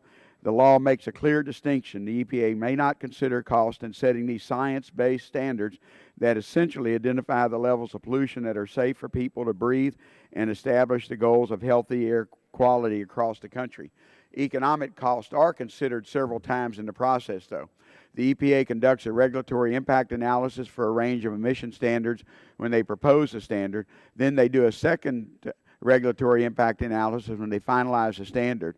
The most important time, however, is the last step, which Congressman Bilbray mentioned in the subcommittee markup. Once the standard has been final, the EPA and the states develop deadlines and plans for achieving the health-based standards. States write specific plans to adopt pollution control measures that may make the most sense in their communities and fully consider the cost. As a result, the compliance deadlines, which can take into account costs, can vary for each facility according to the difficulty of the standards. So let me repeat that. Compliance schedules can vary facility by facility due to the facility's specific economic and feasibility conditions. Some of these refineries, if it was only pollution, they could be given some extra time to do things. Mr. Chairman, as all members of this committee, I probably have the most sensitive, of what regulatory compliance costs mean to a refinery. I represent 5 large refineries, and one is actually the largest refinery in the country. So I get it, and I'm pleased the administration decided not to revisit the ozone NOx standards last September for that very reason. However, that does not mean that we should fundamentally change the 40-year-old law, bipartisanly authored cornerstone of the Clean Air Act. I expect my friends on the Republican side will say this section simply forces EPA to follow the President's executive order. That's why we have an OMB, and I'm happy to have that battle with OMB if I disagree with the regulatory impact analysis that the EPA sends them to review. In fact, I want to share my colleague from Texas, Mr. Barton, that we have met with OMB and on issues that affect us, and we've had some success. I'm happy to petition our state regulators on behalf of the companies in my district to ensure they can comply with ozone NOx standards without so much economic stress. But let's don't pretend that this section isn't anything but messaging. My Republican colleagues supported this language before, and a Republican president signed it into law. Fundamentally changing the Clean Air Act is not going to bring down gas prices, and we are setting a dangerous precedent in the committee by saying that unhealthy levels of pollution become healthy when costs of cleaning up are too high. If you're okay setting this precedent, you can vote against the amendment. But if you agree that we're going down a dangerous road by saying the unhealthy levels of pollution become healthy when the costs of cleaning it up are too high, then vote for my amendment. The committee is much better than this. We've passed a very few bills this year on a bipartisan basis. Pipeline safety, which our chair and our chair emeritus co-sponsored, PDUFA last week, whereas most of these bills I would like to vote for because there's reason to support them. I want the delay that this original bill does, but by going in to change the Clean Air Act, it makes it difficult for those of us who also have to balance that, both economic development and jobs with also the clean air. Our committee, we need to go beyond messaging bills and go back to addressing our problems our country faces in a practical and bipartisan way. If this amendment was adopted, I could very easily vote for the bill because I want to give our refineries a little more time to deal with what they have to do without reopening the Clean Air Act. And I yield back my time. Gentleman yields back. Gentleman from Kentucky. Gentleman from Texas, Mr. Barton, is recognized for 5 minutes. Yeah, there's not a lot of daylight between my friend from Texas, Mr. Green, and myself on some of these issues, but I'm a little bit puzzled. One of the premises of the underlying bill is, before we go further, let's make sure we understand what market forces are at play and how various pending environmental regulations impact cost and those market forces. If I understand the gentleman's amendment correctly, he strikes the section that deals with reviewing the cost of pending regulations. Is that correct? Well, I don't want to change Clean Air Act, but the rest of the bill, I don't mind the delay and study the impact of environmental. But to actually go in and make those basic changes in the Clean Air Act, that's all our amendment does. But your amendment strikes the section that relates to consideration of feasibility and cost in revising or supplementing. Gentlemen, yield to me. The National Ambient Air Quality Standard. It strikes the section of the bill that says before we implement or go further, we should at least look at what those things cost, isn't that? Gentlemen yield. Isn't that correct? Joe? Sure, I'll yield to the. Look, the whole ranking premise of member. the act since 1970 is that the EPA decides on a standard to protect public health. And then in implementing that standard, we look at all the cost considerations, the impact, economic impact. And some areas get more time, some get less time. Some have more to do, some have less to do. That has always been the way this whole law has worked. On the floor, the House adopted an amendment that we never had a day of hearings on in our committee. It wasn't offered in committee. It was offered on the floor by our colleague, Mr. Latta. And that said, oh, no, the standards are not going to be based on protecting public health. The standards are going to be based on a balancing of public health and costs. That has not been the law for 40 years. Now that new standard is going to be set differently, but the rest of the law still applies in terms of implementing what needs to be done to meet that standard. We don't have all the standards in this bill. We only have the ozone standard. So Mr. Green's amendment would say the ozone standard should be set as it is in existing law. But the rest of the bill, the rest of the existing law would still apply in terms of economic considerations, and this bill would apply. Is that correct? Yeah. What I'm trying to do is to give some time frame for refineries to be able to do this and do the study and not go back and change, don't throw out the baby with the bathwater, as we say in Texas. We can deal with the study and the delay, but we still want to have the same law, the basic law we've dealt with for 40 years. Well, if I could reclaim my time, I understand Mr. Whitfield's bill, which I'm now a co-sponsor of.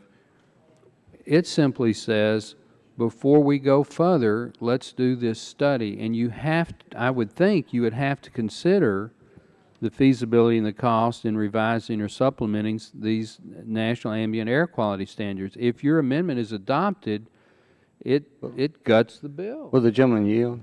Yeah, I'd yield my friend from. I would like to ask counsel a question here.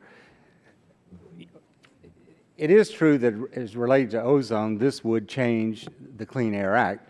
Now, this came about because of the American Trucking Association versus Whitman case that went all the way to the United States Supreme Court. And the question there was whether or not you can consider cost when you're coming forth with new ambient air quality standards as it relates to ozone. And the court said what? The court interpreted the act to be ambiguous with respect to whether costs. Yeah. So it said it was ambiguous, and that's why they said you've got to consider cost. Well, my point is that under new source performance standards and the Clean Air Act, cost must be considered under Section 111. Under emission standards for automobiles, Section 202, cost must be considered. Fuel additives and reformulate gasoline provisions, Section 211, cost must be included. Aircraft emissions, Section 231, cost must be looked at, and all of these costs must be considered. And that's all that this legislation does here, is that we don't say how you make the decision or anything else. We just say, let's consider the cost, because the only reason costs are not being considered there today is because the Supreme Court said the language was ambiguous. Bill. Thank you. I think my time is about to expire, so Gentleman's I'm going to oppose the Green amendment, but I am willing to consider a discussion of it at a later time. Gentleman's time has expired. The gentleman from California, Mr. Wex. I'd like to ask counsel, where in the opinion did the court say the issue is ambiguous? The court said that the language was ambiguous and therefore it would not imply that consideration of costs was required, and so the court said there was ambiguity In what? in the Clean Air Act. No, I understand we're talking about the Clean Air Act. Look, this was a case that went to the Supreme Court. The Supreme Court held unanimously that the law requires that when standards are set, it be set based on protecting the public health. That was their finding. It was unanimous finding. And they weren't ambiguous at all. Let me read what Justice Scalia wrote in that opinion. He said, for the court, the Clean Air Act, quote, unambiguously bars cost considerations from the NAAQS, the National Air Quality Standard Setting, process and thus ends the matter for us as well as EPA. He's saying it's not ambiguous. Even if you wanted to do it differently, it's not ambiguous because the law does not allow it. Is that correct? The basis for Is that the finding or not?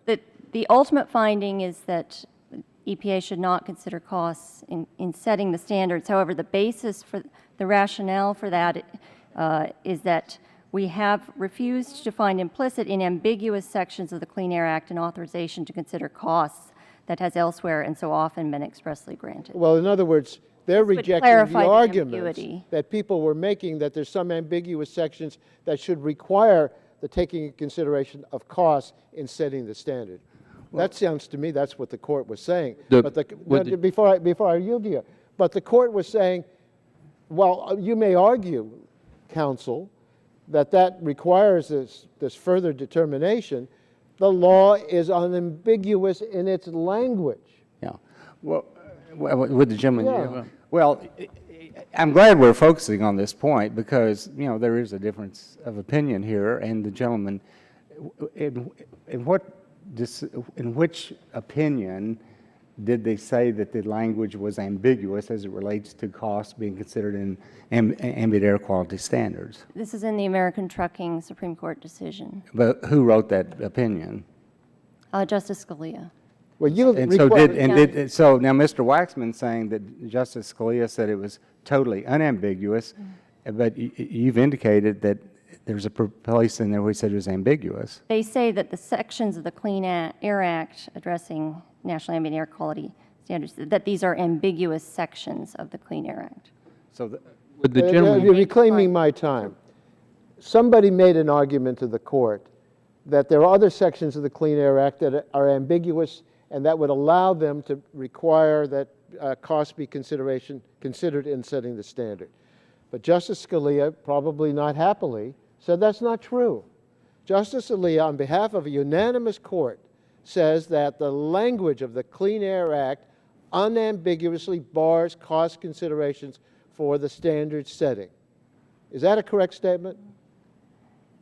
That's a correct quote. The provisions of the Act that address national ambient air quality standards don't say whether or not to consider costs. It's silent. But the court said that the standard for 40 years under the Clean Air Act, that the standards be set on protecting the public health, was going to be unchanged. Is that the result of the court decision? That was the court. Okay. So what I want to tell my colleagues is this isn't tinkering around the edges. This is a fundamental change in the Clean Air Act as we've known it for 40 years. Would the gentleman yield? Court unanimously said. One other point before I yield. I'm going to agree with you if you'll yield. Yeah, but the other point is all the other things in this law still apply. Yeah. It's just a question, once they set the standard, then the implementation would be based on cost considerations, and the rest of the law that's being proposed would still apply. Yield to you. I want to, every now and then you actually have fundamental truth emerge in these debates. Doesn't happen often, but when it happens, it ought to be recognized. And the gentleman from Texas and the gentleman from California have clarified something that the gentleman of Kentucky has just agreed with me on. What Mr. Waxman just said is absolutely true. Under the Clean Air Act, as it's currently written, you can look at cost and consider cost, but ultimately the EPA administrator has the ability to set a regulatory standard without considering the cost.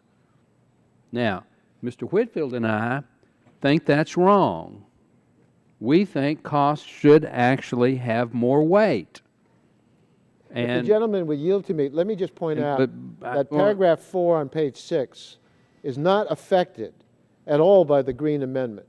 And I think you were concerned about whether that was going to be it's not affected. And that's all the stuff that requires the review on impact on gasoline prices. Well, what the Green Amendment has elucidated or illuminated is that at some point in the very near future, this committee should go back and fundamentally look at the Clean Air Act. If we do it, we ought to do it with a hearing and understand the full implications. I agree with that. That amendment was adopted on the floor with 5 minutes on each side, I believe, on the debate, and that was a fundamental change to the Clean Air Act that deserved more consideration by this committee, and we shouldn't further take that latter provision I and want apply it here. I am siding with Mr. Whitfield. It is time to fundamentally look at these issues, and Mr. Whitfield is to be commended for putting into this bill a provision that perhaps indirectly begins to address that issue. Gentleman's time has expired. Are there other members wishing to speak on this amendment? The gentlelady from Colorado. Move to strike the last word. I yield to the gentleman from Texas. I want to thank my Colorado colleague. This bill sitting on our desk, members, the only part that I have is the last part of the bill, Section 6 on page 9. The rest of this bill would stay in effect. What I'm trying to do is not go into what my colleague from Texas wants to do. He wants to go into the basic text of the Clean Air Act. If we want to do that, let's look at separate legislation. I have companies who would benefit from every other section of this bill 1 through 8. And that's why I want an amendment that would compromise the bill so we don't take out, let's don't go after the Clean Air Act. We will end up, this bill being the same way that our carbon bill was, our Train Act, everything else. We'll send this to the Senate and it will die. I represent enough refineries that I want to have some help for them so we can look at this, what this bill does, but doesn't go in and reopen the Clean Air Act. That's all this asks. If we want to do the Clean Air Act, let's bring a bill up and have a full hearing. In fact, the subcommittee ought to do it, but a give and take. But don't let's do it with a bill that really is needed to be done. And that's what we've done this session, and it's been frustrating as a legislator, particularly one that represents a lot of industries and people who work there that would benefit, but we're not seeing that happen. It'll go to the Senate and die, and we will not have any help. Section 1 through 8 will not benefit anyone if it's not made into law. And if we put this Section 9 in there, Section 6 in there, it will still have, we will still be able to have that study and maybe have a chance of passing the United States Senate and helping some of the industries we're concerned about. That's why this amendment is here. It just takes out that one section, Section 6, and but the rest of the bill I can vote for. But with that, with the bill the way it is, and I said this in subcommittee, I didn't carry the amendment because I wanted to wait for the full committee so we would know. We only strike one section. The rest of that bill, this bill can be effective, and I support it. And I thank my colleague from Colorado for yielding. Gentlelady yields back. Chair would just say we'd enjoy going to conference with the Senate.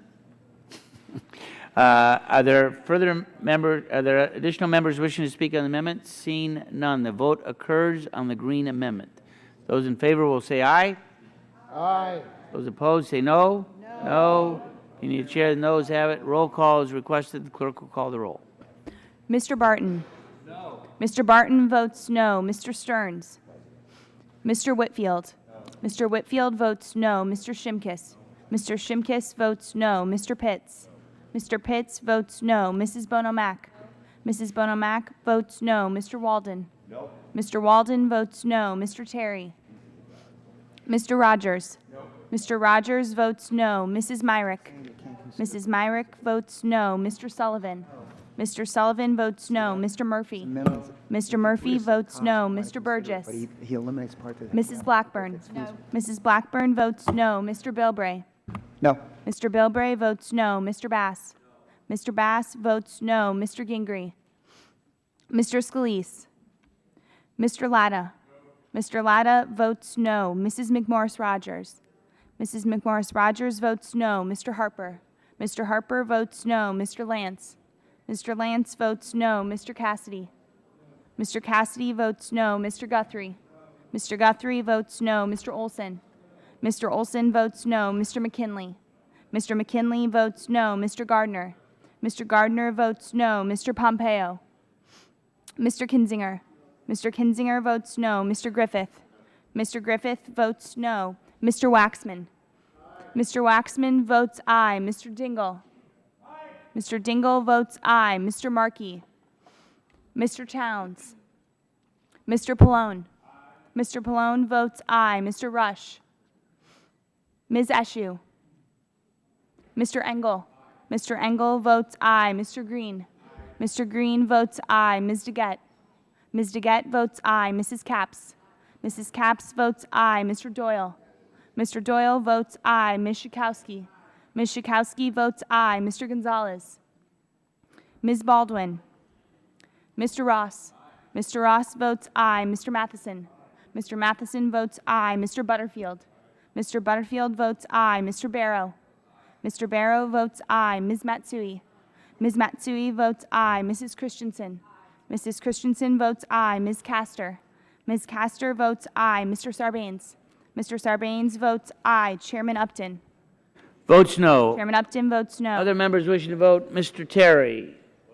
Mr. Terry votes no. Dr. Burgess. Mr. Burgess votes no. Mr. Pompeo.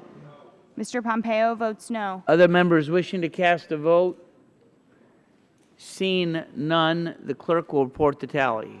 Oh, Mr. Rush votes aye. Mr. Rush votes aye.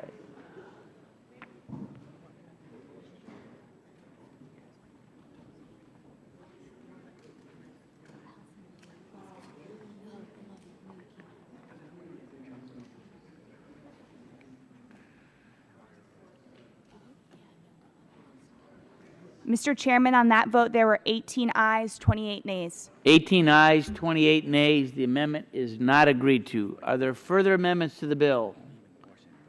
Gentlelady from California, Ms. Capps. I have an amendment at the desk. Clerk will report the title. What is the number of your amendment, Mr. 05. Amendment to H.R. 4471 offered by Mrs. Capps of California. Amendment will be considered as read, and the gentlelady is recognized for 5 minutes in support of her amendment, and the staff will distribute the amendment. Thank you, Mr. Chairman. This bill that we're working on creates a new interagency committee to do what is really the impossible, conduct an analysis of EPA air qualities that have not been proposed using data that does not exist. And I'm concerned that this new interagency committee is being set up to fail. First, the bill requires the new committee to examine the potential impact of several EPA air quality rules on gasoline prices. There's one significant problem. These rules have not yet been proposed. We can argue about whether they have been initiated, contemplated, discussed, mulled over, considered, etc., but the fundamental fact is that the rules and their requirements have not even yet been proposed. The committee simply has nothing concrete to analyze.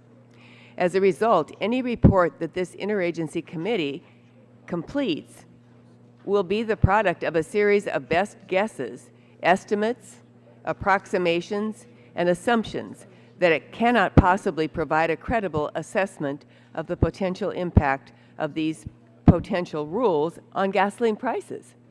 Moreover, it may not even be possible for the interagency committee to complete this analysis, as insufficient as it would be, without a significant investment of resources at the Department of Energy. We asked the Energy Information Administration what it would take to complete this analysis. EIA, which is better positioned than any other government agency to tackle this project, said that it currently does not have the analytic capacity to conduct the state or regional level breakdowns required by this bill. The agency also would have to collect or purchase new data, despite the bill's hollow assurances that this isn't necessary, and they'd also have to devote significant new staff and contractor time to be able to comply with the bill's requirements. In essence, this bill proposes to devote scarce taxpayer dollars to produce a report that will not be reliable, will not be credible, or actually be valuable to anyone. And so my amendment simply states that if the Department of Energy determines that this analysis will be infeasible to conduct, that it requires data that does not exist, or would generate results subject to such large estimates of uncertainty that the results would be neither reliable nor useful, then the interagency committee does not have to complete the report. And in addition, rules covered by the bill would thus no longer be delayed. This amendment is a good governance amendment. It ensures effective use of taxpayer dollars, and I urge my colleagues to support this amendment. And I yield back the balance of my time. Gentlelady yields back. members wishing to speak on this side against the amendment? Gentleman from Kentucky, recognized briefly. I'll just make one comment. First of all, this legislation does not authorize the expenditure of any additional funds. All of these agencies that are part of this task force already have a budget in which they routinely review issues like this. And this amendment would basically render our bill almost ineffective, and we don't think that just one person should make that determination. So I would respectfully request that we vote against the amendment. Yield back balance of my time. Gentleman yields back. Mr. Chairman? Gentleman from California. I support the gentlelady's amendment. Our country is facing a fiscal cliff at the end of this year. We need to work together to fill a gap that amounts to trillions of dollars. Some will propose slashing Medicare and other critical public safety net programs. We'll be working hard to find every penny we can to fill that gap. The CAPS amendment helps in one small way. The new bureaucracy the Republicans want to create will cost millions of dollars. It hasn't yet been scored by the CBO, but DOE has told us it will take a substantial amount of resources. The CAPS amendment simply states that if this analysis would be infeasible to conduct, require data that doesn't exist, or would generate results subject to such large estimates of uncertainty that the results would be neither reliable nor useful, then we don't have to waste millions of dollars to do it. And I urge support for this amendment. It's what we call a common sense amendment. It simply says, let's don't throw away a lot of money that we don't have. I was waiting for the word simple, so that's good. Are there other members wishing to speak? Seeing none, the vote occurs on the CAPS amendment. Those in favor will say aye. Aye. Those opposed say no. No. Those appear to not have it. The clerk will call the roll. Mr. Barton. Mr. Stearns. Mr. Whitfield. Mr. Shimkus. Mr. Shimkus votes no. Mr. Pitts. Mr. Pitts votes no. Mrs. Bono Mack. Mr. Walden. Mr. Walden votes no. Mr. Terry. Mr. Terry votes no. Mr. Rogers. Mr. Rogers votes no. Mrs. Myrick. Mrs. Myrick votes no. Mr. Sullivan. Mr. Murphy. Mr. Murphy votes no. Mr. Burgess. Mr. Burgess votes no. Mrs. Blackburn. Mrs. Blackburn votes no. Mr. Bilbray. Mr. Bilbray votes no. Mr. Bass. Mr. Bass votes no. Mr. Gingrey. Mr. Scalise. Mr. Latta. Mr. Latta votes no. Mrs. McMorris Rogers. Mrs. McMorris Rogers votes no. Mr. Harper. Mr. Harper votes no. Mr. Lance.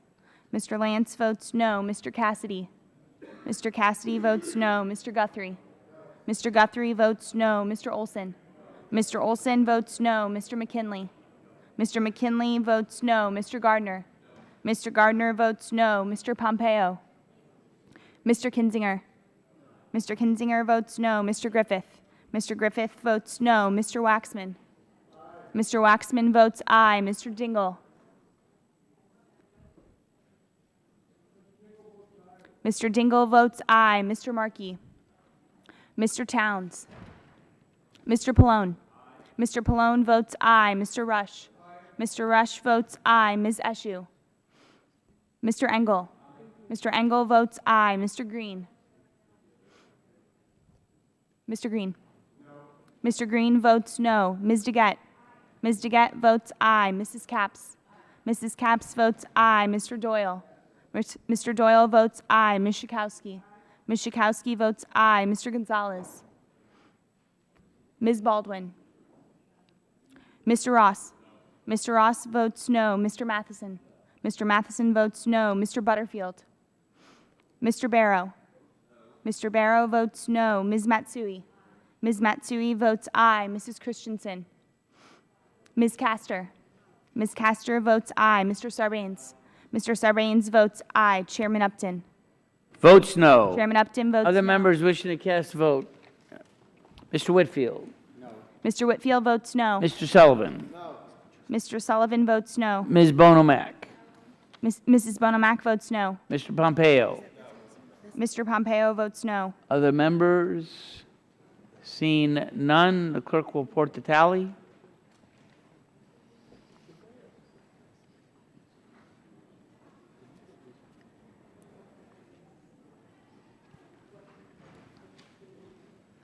Oh, Mrs. Christensen? Mrs. Christensen votes aye. Mr. Butterfield, are you recorded? He votes aye. Mr. Butterfield votes aye.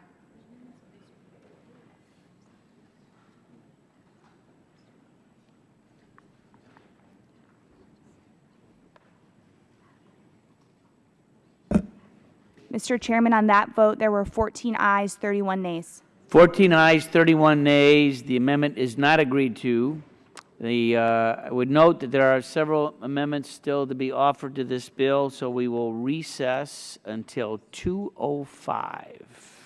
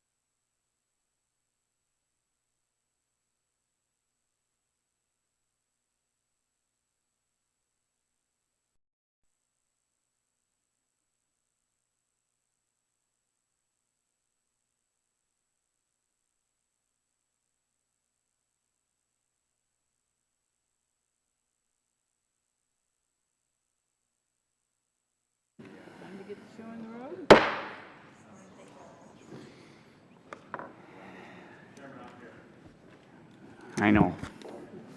Welcome back.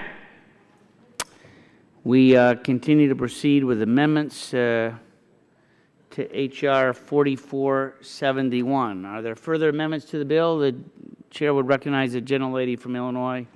Thank you, Mr. Chairman. I have an amendment at the desk. Clerk will report the title. Can we have the number of the amendment, please? Where is that number? Number 9.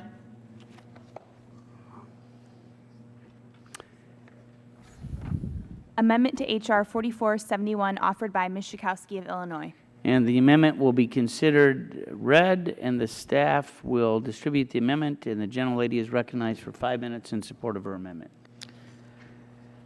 Okay, as you may remember, the amendment we dealt with right before we had a break was by Representative Capps that took away a study that was mandated that would require an analysis of around jobs, et cetera. Anyway, hers was to eliminate the mandated study because it would be an exercise in futility, and the interagency committee was unlikely to produce a credible, defensible analysis of these EPA rules, since these are rules that haven't even been proposed. But if the Republican majority and the oil industry really want this analysis, the least we can do for taxpayers is to ask the oil industry to pay for it. So what my amendment would do is to ensure that the primary beneficiaries of this legislation, the oil industry, would have to foot the bill for this implementation, for the implementation of this analysis. Otherwise, where is the money going to come from? I heard Mr. Whitfield say that there is no new money, but DOE, the Department of Energy, which is chairing the interagency committee, is in charge of the study, and they're going to rely on the EIA, the Energy Information Agency, for much of the data analysis envisioned by this bill. But the Republicans, you've been pushing to cut the EIA's budget. The House Republicans have proposed a 2013 budget for the EIA that's $16 million below the President's request. So, you know, you may argue that the EIA won't have to collect any new data to do anything out of the ordinary for this bill, but that's not what the EIA says. The EIA told committee staff that they currently have little capability to conduct state or regional analyses of the potential EPA rules as required by the bill, even if EIA just conducted a national level analysis. They said, quote, there could be some considerable additional costs for EIA as contractor expertise and manpower would likely be needed to supplement EIA's staffing, unquote. I mean, it's just not even reasonable to imagine that there isn't going to be any cost in order to do the kind of detailed analyses that are required. And so my legislation says, fine, if you insist on doing it, let's have the oil industry have a kind of user fee to make sure that taxpayers don't have to fund this and we don't have to add to the deficit. So that's my amendment. I think it's consistent with where you want to go, if you want to go in that direction, and therefore I would urge all my colleagues to vote in favor of this amendment. A simple amendment, Mr. Chairman. Gentlelady yields back. Gentleman from Kentucky, Mr. Whitfield. Thank you, Mr. Chairman, and I'm delighted that the lady from Illinois, my good friend, has introduced a simple amendment, because if we can keep all of this uncomplicated, it'll help all of us. I might say, first of all, that this legislation really has been introduced not to benefit oil companies. As a matter of fact, I don't believe that the oil companies have even taken a position on this legislation. The purpose of this legislation is simply, as I've said before, to analyze the cumulative effect of 3 regulations that have been initiated study at EPA to determine what impact those 3 regulations may have on gasoline prices in the future once that regulation becomes final. And that's the only thing that this legislation does. And I genuinely believe, with the concern about gasoline prices, the majority of people in America do not object to agencies at least considering the cost impact, the possibility that it may increase the price of gasoline if they move forward with these regulations. This bill does not prohibit them from going forward with the regulations or even finalizing the regulation.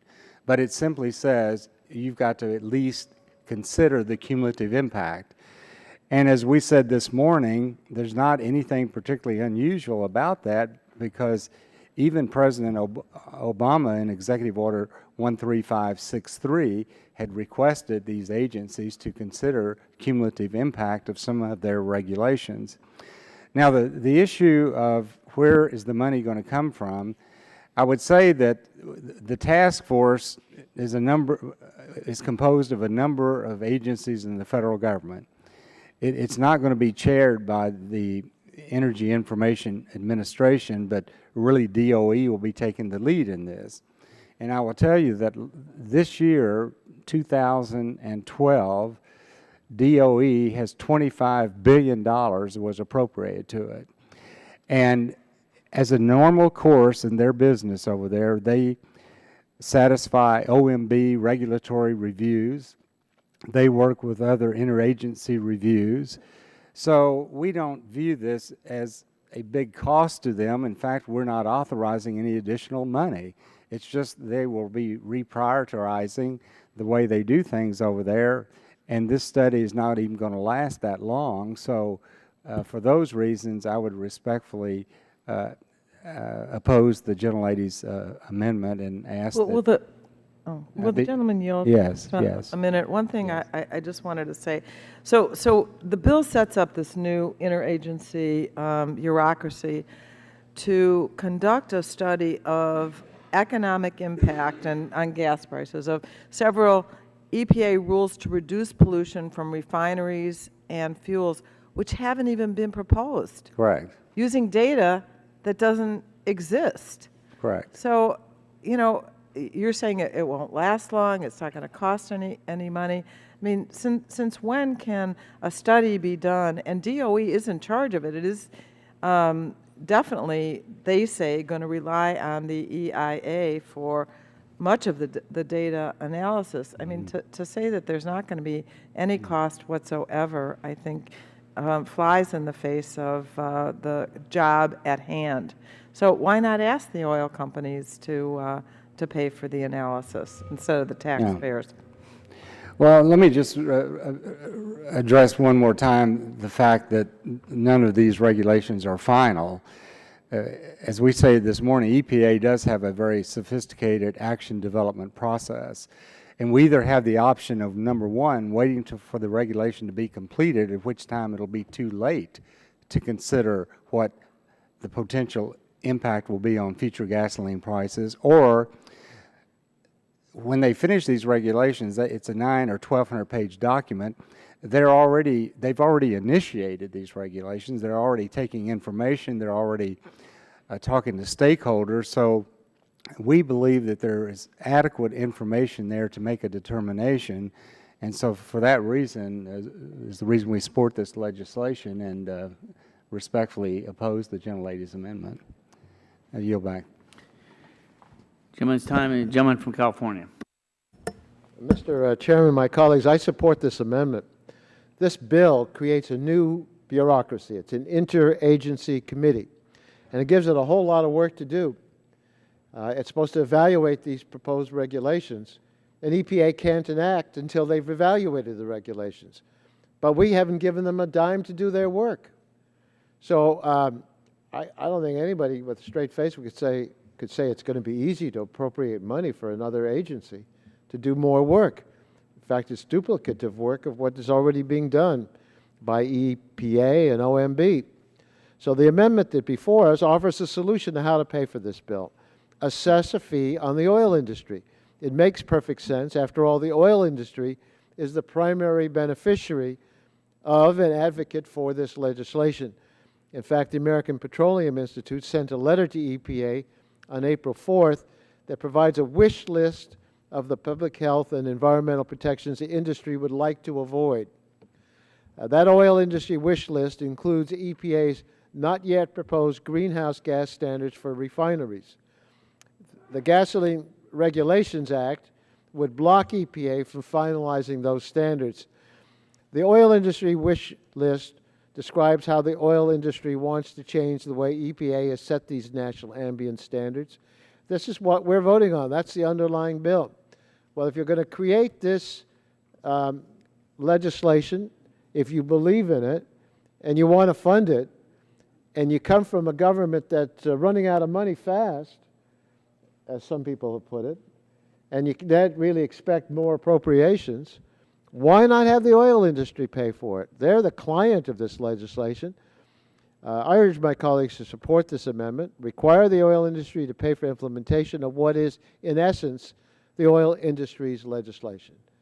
I call for an aye vote and yield back my time. Gentleman yields back. Other members wishing to speak? Seeing none, the vote occurs on the amendment offered by the gentlelady from Illinois.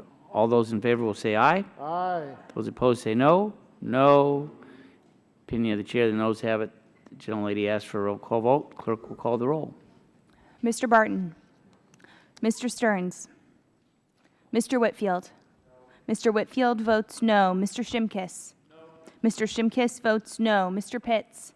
Mr. Pitts votes no. Mrs. Bono Mack. Mr. Walden. Mr. Terry. Mr. Terry votes no. Mr. Rogers. Mrs. Myrick. Mr. Sullivan. Mr. Sullivan votes no. Mr. Murphy. Mr. Murphy votes no. Mr. Burgess. Mrs. Blackburn. Mrs. Blackburn votes no. Mr. Bilbray. Mr. Bilbray votes no. Mr. Bass. Mr. Bass votes no. Mr. Gingrey. Mr. Scalise. Mr. Scalise votes no. Mr. Latta. Mr. Latta votes no. Mrs. McMorris Rogers. Mr. Harper. Mr. Harper votes no. Mr. Lance. Mr. Lance votes no. Mr. Cassidy. Mr. Cassidy votes no. Mr. Guthrie. Mr. Guthrie votes no. Mr. Olson. Mr. McKinley. Mr. McKinley votes no. Mr. Gardner. Mr. Gardner votes no. Mr. Pompeo. Mr. Kinzinger. Mr. Kinzinger votes no. Mr. Griffith. Mr. Griffith votes no. Mr. Waxman. Mr. Waxman votes aye. Mr. Dingle. Mr. Markey. Mr. Towns. Mr. Pallone. Mr. Rush. Ms. Eshoo. Mr. Engel. Mr. Green. Mr. Green votes no. Ms. DeGette. Ms. DeGette votes aye. Mrs. Capps. Mr. Doyle. Mr. Doyle votes aye. Ms. Schakowsky. Ms. Schakowsky votes aye. Mr. Gonzalez. Ms. Baldwin. Mr. Ross. Mr. Matheson. Mr. Butterfield. Mr. Butterfield votes aye. Mr. Barrow. Mr. Barrow votes no. Ms. Matsui. Ms. Matsui votes aye. Mrs. Christensen. Ms. Castor. Mr. Sarbanes. Mr. Sarbanes votes aye. Chairman Upton. Votes no. Chairman Upton Members votes wishing no. to vote, Mr. Stearns. Mr. Stearns votes no. Ms. McMorris Rogers. Mrs. McMorris Rogers votes no. Ms. Myrick. Mrs. Myrick votes no. Mr. Walden. Mr. Walden votes no. Mr. Olson. Mr. Olson votes no. Mr. Pallone. Mr. Pallone votes aye. Are there other members wishing to cast a vote on this? Mr. Ross. Mr. Ross votes no. Mr. Matheson. Mr. Matheson votes no. Other members wishing to cast a vote? Seeing none, the clerk will report the tally.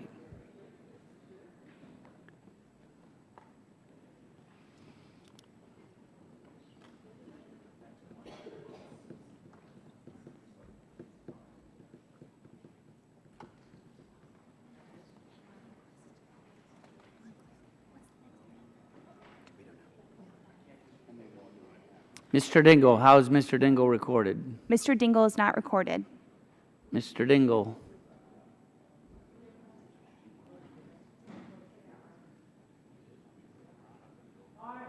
Mr. Dingle votes aye.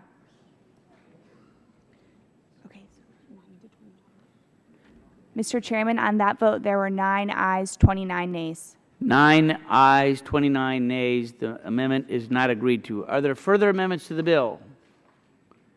Seeing none, The question now occurs on favorably reporting H.R. 4471 to the House. All those in favor will say aye. Aye. Those opposed say no. No. The ayes appear to have it. The ayes, roll call is requested. The clerk will call the roll. Mr. Barton. Mr. Stearns. Mr. Stearns votes aye. Mr. Whitfield. Mr. Whitfield votes aye. Mr. Shimkus. Mr. Shimkus votes aye. Mr. Pitts. Mr. Pitts votes aye. Mrs. Bonomack. Mr. Walden. Mr. Terry. Mr. Terry votes aye. Mr. Rogers. Mrs. Myrick. Mr. Sullivan. Mr. Sullivan. Mr. Sullivan votes aye. Mr. Murphy. Mr. Murphy votes aye. Mr. Burgess. Mrs. Blackburn. Mr. Bilbray. Mr. Bilbray votes aye. Mr. Bass. Mr. Bass votes no. Mr. Gingrey. Mr. Scalise. Mr. Latta. Mr. Latta votes aye. Mrs. McMorris Rogers. Mrs. McMorris Rogers votes aye. Mr. Harper. Mr. Harper votes aye. Mr. Lance. Mr. Lance votes aye. Mr. Cassidy. Mr. Cassidy votes aye. Mr. Guthrie. Mr. Guthrie votes aye. Mr. Olson. Mr. McKinley. Mr. McKinley votes aye. Mr. Gardner. Mr. Gardner votes aye. Mr. Pompeo. Mr. Pompeo votes aye. Mr. Kinzinger. Mr. Kinzinger votes aye. Mr. Griffith. Mr. Griffith votes aye. Mr. Waxman. Mr. Waxman votes no. Mr. Dingle. Mr. Dingle votes no. Mr. Markey. Mr. Towns. Mr. Pallone.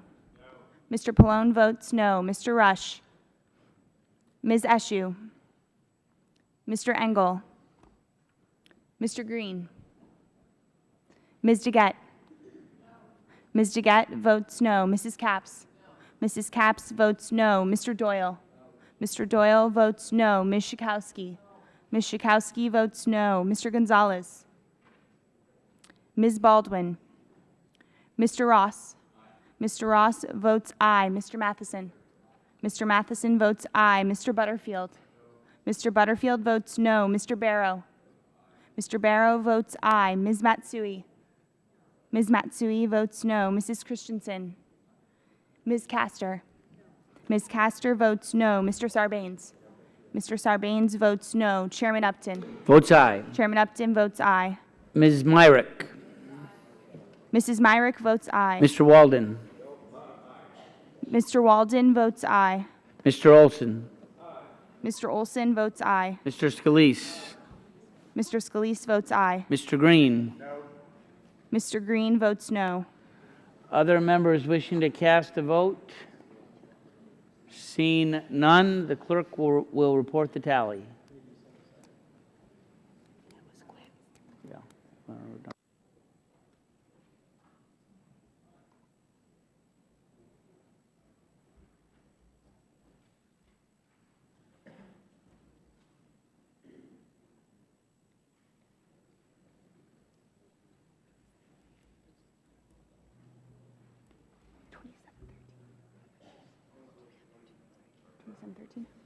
Mr. Chairman, on that vote, there Well, were just- 27 ayes, 13 nays.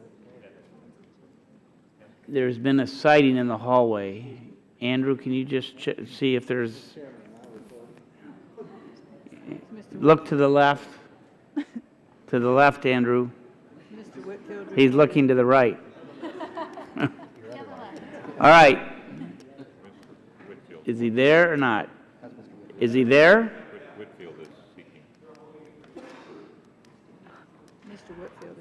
How is Mr. Barton recorded? Mr. Barton is not recorded. Correct. Mr. Barton votes aye. Clerk will report the tally. Mr. Chairman, on that vote, there were 28 ayes, 13 nays. 20 ayes, 13 nays. 28. I'm sorry. 28 ayes, 13 nays? Correct. The bill is favorably, the ayes have it, the bill is favorably reported. So now the chair calls up H.R. 4480. And we'll ask the clerk to report the title of the bill. H.R. 4480, to provide the development of a plan to increase oil and gas exploration, development, and production under oil and gas leases of federal lands under the jurisdiction of the Secretary of Agriculture, the Secretary of Energy, the Secretary of the Interior, and the Secretary of Defense in response to a drawdown of petroleum reserves from the Strategic Petroleum Reserve. Without objection, the first reading of the bill is dispensed with, so ordered. Are there any bipartisan amendments to the bill? Seeing none, are there other amendments to the bill? And the chair, Ms. Degat, did you have an amendment? She had one this morning. Are you ready to return to that amendment? I am. I do have an amendment, and it's to this bill, in fact. It's You had an 009. amendment this morning to this same bill. I did. The clerk will report the title of the amendment. Amendment to H.R. 4480, offered by Ms. Degat of Colorado. And without objection, the amendment is considered as read. The staff will distribute the amendments, and the gentlelady is recognized for 5 minutes in support of her amendment. Thank you, Mr. Chairman. Just to reiterate some of the points that I made before is what this bill would do is make our country more vulnerable to energy supply disruptions by making it more difficult to use the Strategic Petroleum Reserve, because the bill requires that upon any release from the SPR, the Secretary of Energy has to develop a plan to increase oil and gas leasing on federal lands under the jurisdiction of multiple agencies, both on and offshore, within 6 months of a release. This would complicate the process and impede the Department of Energy's ability to respond promptly to supply interruptions with emergency crude oil from the Strategic Petroleum Reserve. And in addition, all of us are against duplicative layers of bureaucracy, but this bill creates a new one.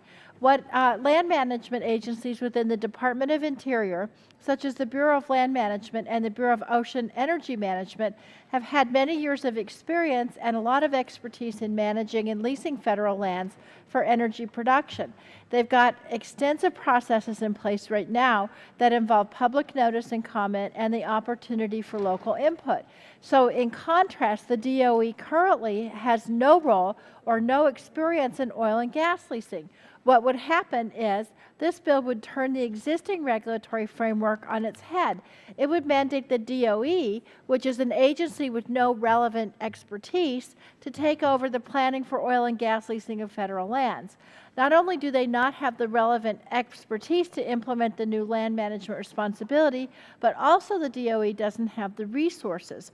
Chris Smith, who is DOE's Deputy Assistant Secretary for Oil and Natural Gas, testified before the Energy and Power Subcommittee that implementing this bill would require a large investment of resources at DOE, but there's no authorization to enable DOE to carry out this responsibility, nor does it meet any of the offsetting regulations.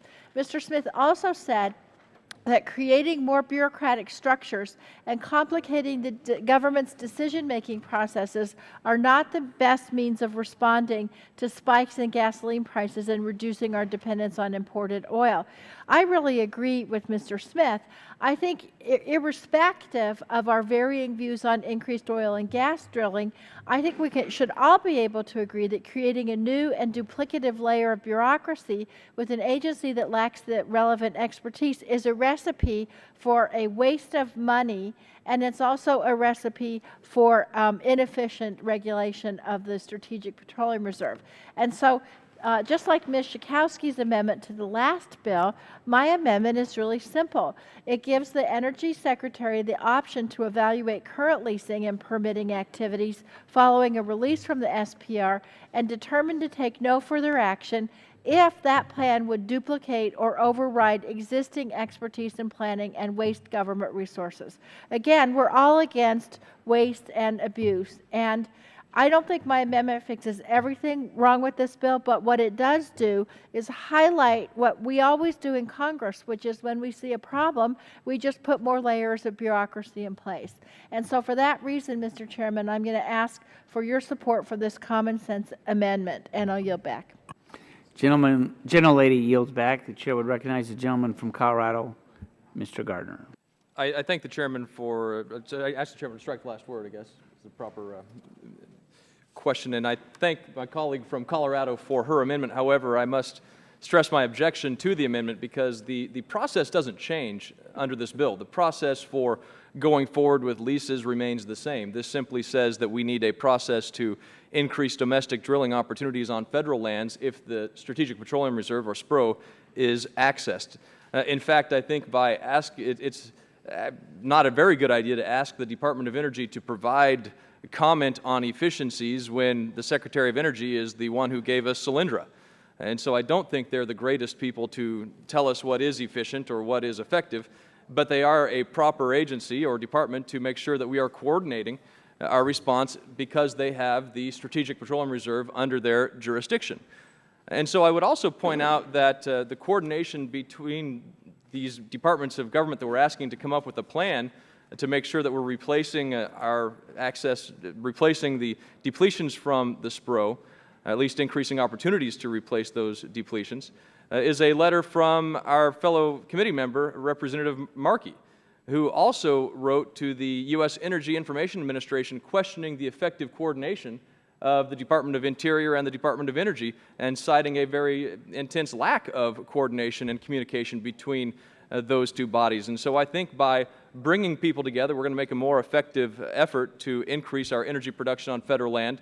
And again, the Department of Interior has already proven that it needs encouragement to increase development and production on federal lands. We've had testimony before talking about how decreases on federal land have hurt our ability to increase productivity in this country when it comes to energy reserves. So I would object to this amendment, and I just think it's the wrong direction. Giving the Department of Energy, giving them credit for being efficient when they're the ones that gave us Solyndra is not in the best interest of this committee. Yield back my time.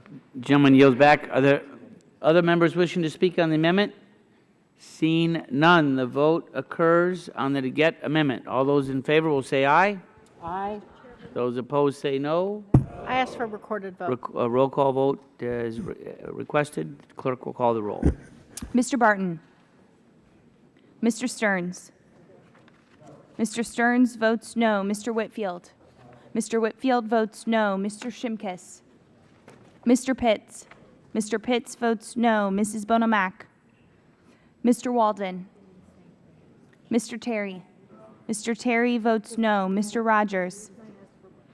Mrs. Myrick. Mrs. Myrick votes no. Mr. Sullivan. Mr. Sullivan votes no. Mr. Murphy. Mr. Murphy votes no. Mr. Burgess. Mr. Burgess votes no. Mrs. Blackburn. Mr. Bilbray. Mr. Bilbray votes no. Mr. Bass. Mr. Bass votes no. Mr. Gingrey. Mr. Gingrey votes no. Mr. Scalise. Mr. Scalise votes no. Mr. Latta. Mr. Latta votes no. Mrs. McMorris Rogers. Mrs. McMorris Rogers votes no. Mr. Harper. Mr. Harper votes no. Mr. Lance. Mr. Lance votes no. Mr. Cassidy. Mr. Cassidy votes no. Mr. Guthrie. Mr. Guthrie votes no. Mr. Olson. Mr. Olson votes no. Mr. McKinley. Mr. McKinley. Mr. McKinley votes no. Mr. Gardner. Mr. Gardner votes no. Mr. Pompeo. Mr. Pompeo votes no. Mr. Kinzinger. Mr. Kinzinger votes no. Mr. Griffith. Mr. Griffith votes no. Mr. Waxman. Mr. Dingle. Aye. Mr. Dingle votes aye. Mr. Markey. Mr. Towns. Mr. Pallone. Mr. Pallone votes aye. Mr. Rush. Aye. Mr. Rush votes aye. Ms. Eshoo. Aye. Ms. Eshoo votes aye. Mr. Engel. Mr. Green. Ms. DeGette. Aye. Ms. DeGette votes aye. Mrs. Capps. Aye. Mrs. Capps votes aye. Mr. Doyle. Yes. Mr. Doyle votes aye. Ms. Schakowsky. Aye. Ms. Schakowsky votes aye. Mr. Gonzalez. Ms. Baldwin. Mr. Ross. No. Mr. Ross votes no. Mr. Matheson. No. Mr. Matheson votes no. Mr. Butterfield. Aye. Mr. Butterfield votes aye. Mr. Barrow. No. Mr. Barrow votes no. Ms. Matsui. Ms. Matsui votes aye. Mrs. Christensen. Ms. Castor. Ms. Castor votes aye. Mr. Sarbanes. Mr. Sarbanes votes aye. Chairman Upton. Votes no. Chairman Upton votes no. Other members wishing to cast a vote? Mr. Walden? Mr. Walden votes no. Mr. Shimkus?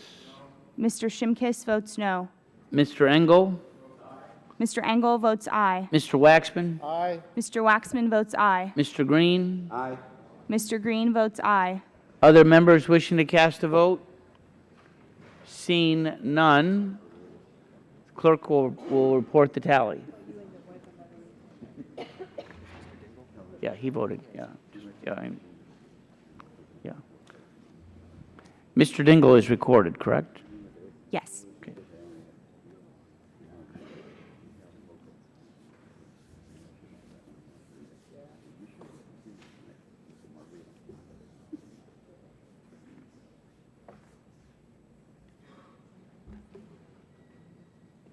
Mr. Chairman, on that vote, there were 15 ayes, 30 nays. 15 ayes, 30 nays. The amendment is not agreed to. For what purpose does the gentleman from the great state of Michigan seek recognition? I have an amendment at the clerk's desk. And the clerk will report the title of the amendment. Is it number 4, sir? I think that's right. Is that the number? It's, yes. Oh, it's 004, yes. Amendment to H.R. 4480, offered by Mr. Dingle of Michigan. The amendment will be considered as read. The staff will distribute the amendment, and the gentleman is recognized for 5 minutes in support of his amendment. Thank you, Mr. Chairman, for your courtesy.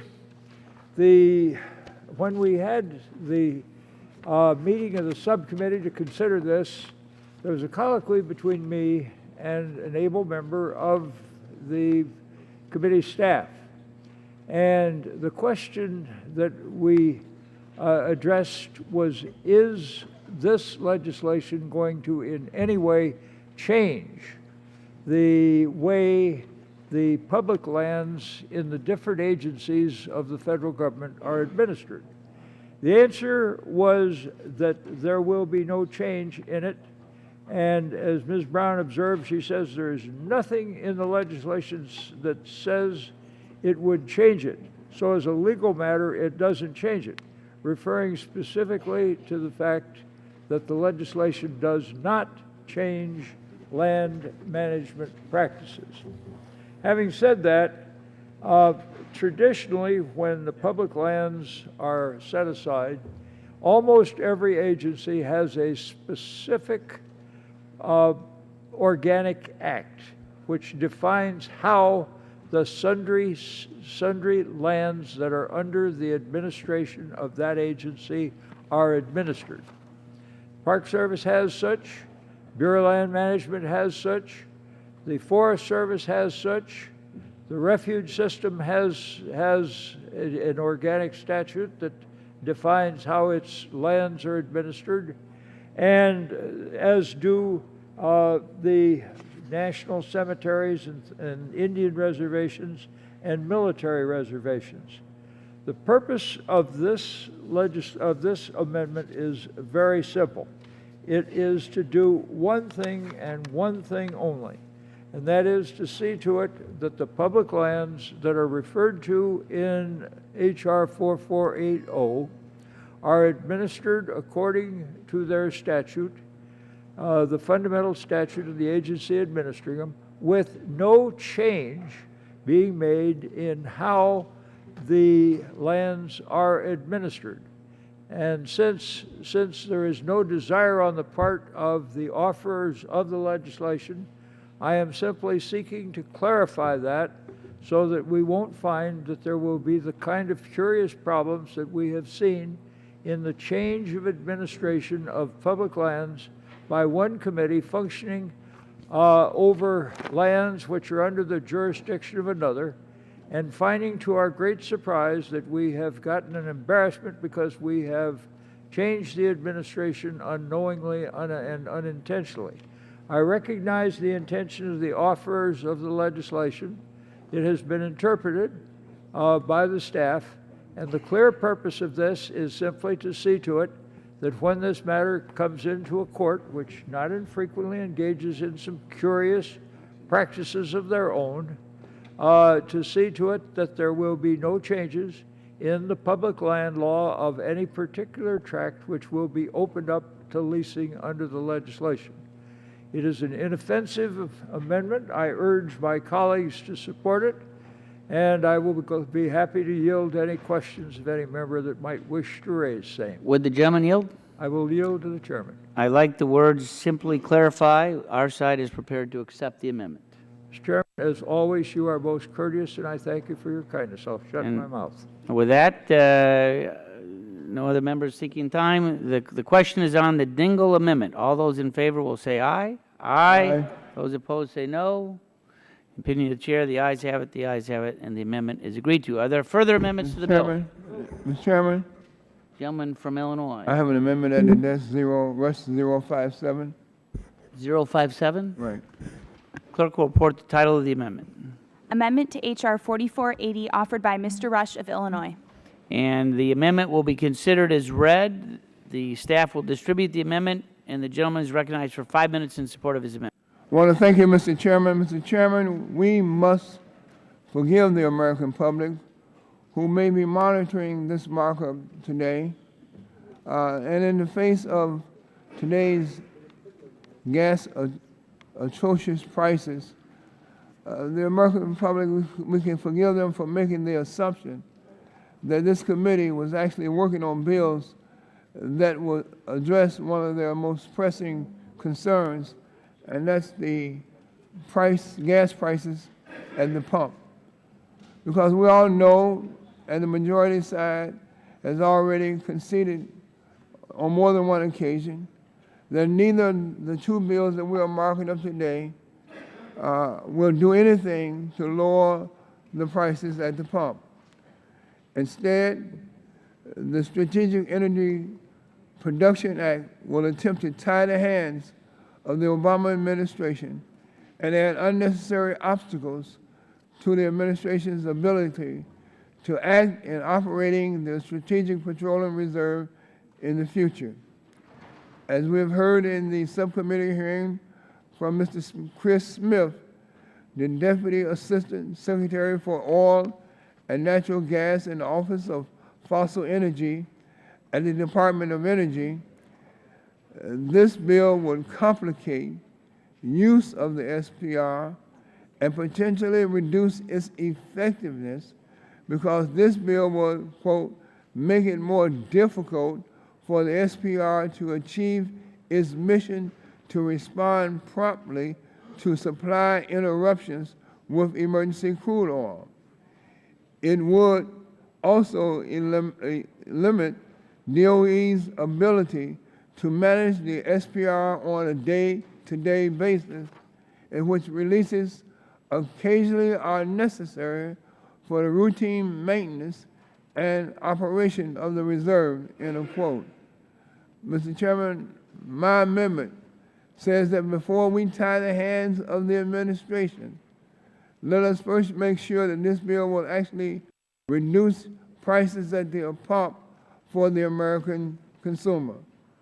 My amendment simply states that, and I quote, not later than 90 days after the enactment of this act, the administrator of the Energy Information Administration shall make a determination as to whether implementation of this act is projected to lower gasoline prices in the U.S. within 10 years, end of quote. However, if the administration of the EIA determines that implementation of this act is not projected to lower gasoline prices in the U.S. within 10 days, then Section 2 of this act will sunset and cease to be effective. Mr. Chairman, during the subcommittee markup, the bill's sponsor, Mr. Gardner, made the observation that within 90 days of the enactment of this act, there may not be a drawdown, which means that there will be no plan put in place to allow for more federal leases. However, I would argue that my amendment is not that complicated, and simply directs the EIA to answer the basic question of whether opening up additional land for leasing can lower gas prices without looking at any specific plan. The bill specifically limits the amount of additional federal lands that could be leased to 10%, and I am confident that the EIA has the knowledge and the expertise to determine if leasing up to that amount would result in lowering overall gas prices. So in order to ensure that the American consumer are actually benefiting from lower gas prices before we tie the hands of the Obama administration, I would urge all my colleagues to vote for this amendment. And with that, Mr. Chairman, I yield back. Gentleman yields back. Chair recognizes the gentleman from Colorado, Mr. Gardner, for 5 minutes. Thank you, Mr. Chairman. And again, what this amendment requires is the study of a plan when the plan hasn't been offered. And so the amendment says that within 90 days there's to be this study to see whether or not the plan that's authorized by the Act would lower the price of gasoline. The problem is the Strategic Petroleum Reserve may not be drawn down within 90 days. It may not be drawn down within 180 days. It may be 2 years, 3 years, or 4 years. And so to study the effect on price of a plan that doesn't exist is a phantom study. And so I think that this amendment really ought to be opposed by everyone on this committee because it would require an analysis of a leasing plan before it's developed. The bill in no way, shape, or form ties the hands of any administration to tap into the Strategic Petroleum Reserve. That decision could be made now, it could be made this afternoon, it could be made tomorrow under the criteria of the law. This does not change the criteria of the law that's required to be followed when you access the Strategic Petroleum Reserve. I suggest perhaps that the Department of Energy go back and reread the legislation, and they would see that it has nothing to do whatsoever with their ability to draw down the Strategic Petroleum Reserve. In fact, the entire purpose of the bill is to make sure that we are replenishing the energy that we remove from the Strategic Petroleum Reserve. I have here a letter that I would ask to be inserted into the record from the Independent Petroleum Association of America. I'll just read a couple of the sentences out of this letter where it says, "One of the keys to increasing American energy security is to have a balanced strategy that continually replenishes our reserves. This legislation, the Strategic Energy Production Act, achieves that goal by tying a release of the Strategic Petroleum Reserve to an increase of oil and gas leases on federal lands." So you release the SPRO, you draw down the SPRO, and then a plan is created to increase opportunities to replace that oil by utilizing federal lands. It doesn't change the process of accessing that federal land. It doesn't change the process of accessing the Strategic Petroleum Reserve. What it does is it makes a determination that if we have a supply problem, because there's not enough supply, that's why you release the SPRO, then you actually increase supply by increasing opportunity on federal land for additional production opportunity. And so I would oppose this amendment because, again, it's seeking a study of a plan that doesn't exist. Gentlemen, yield to me. I'd be happy to yield. Yeah, I think there's a misunderstanding on your part. It isn't a question of deciding whether the plan reduces gasoline prices. It's a question of whether this bill will reduce gasoline prices. And well, reserving what's your time? My time. I understand the semantics and the semantic acrobats that you may try to go through in terms of justifying a yes vote on this. But the simple matter is the bill, the Act, calls for a plan to be created, drafted, after a drawdown of the Strategic Petroleum Reserve.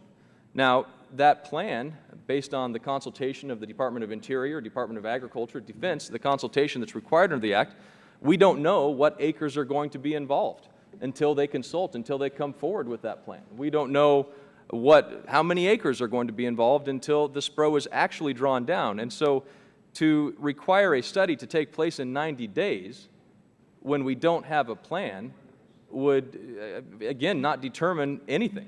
And so I object to this amendment on the simple grounds that this amendment really doesn't have anything to do with the actual mechanisms and mechanics of the legislation. And so with that, I ask for opposition and a no vote on the amendment, and I yield back my time. Gentleman yields back. Chairman. Recognize gentleman from California. If the Energy Information Administration projects that this bill will lower gasoline prices now or in the future, the bill would go into effect as drafted. But if the EIA determines that the bill will not lower gasoline prices, the provisions authorizing the Department of Energy to set leasing plans for the Departments of Interior and Defense will not go into effect. In other words, the Resch Amendment will ensure that we don't waste taxpayers' dollars on a new government bureaucracy at DOE whose purpose is to duplicate the responsibilities of other government bureaucracies for no reason whatsoever. I thought the gentleman from Colorado's argument was interesting. He talked about not evaluating a plan that isn't in existence. That sounded like the points we were making on the previous bill, where we were saying that they were going to do a study on a rule that hadn't even been proposed.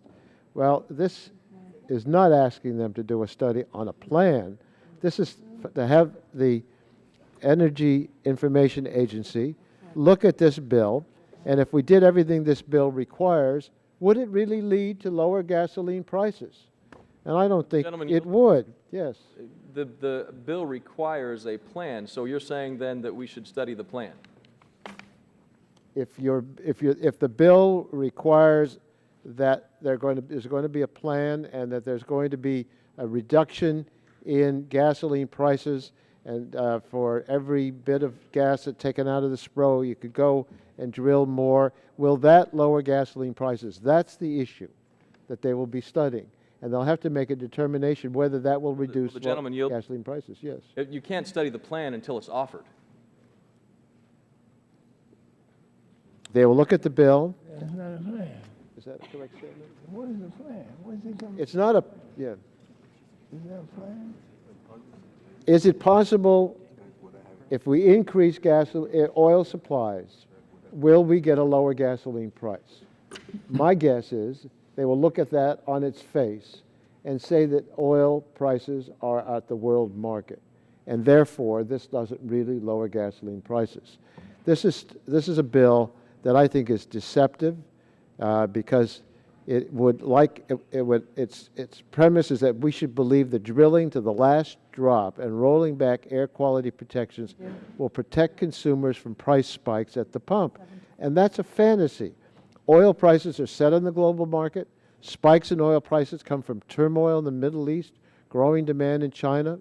As we discussed during the consideration of the last bill, the CBO released a report last week drawing the same conclusion.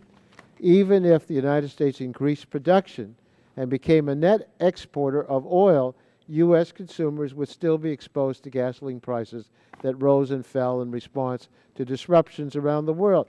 That's what CBO says. That's what we argue.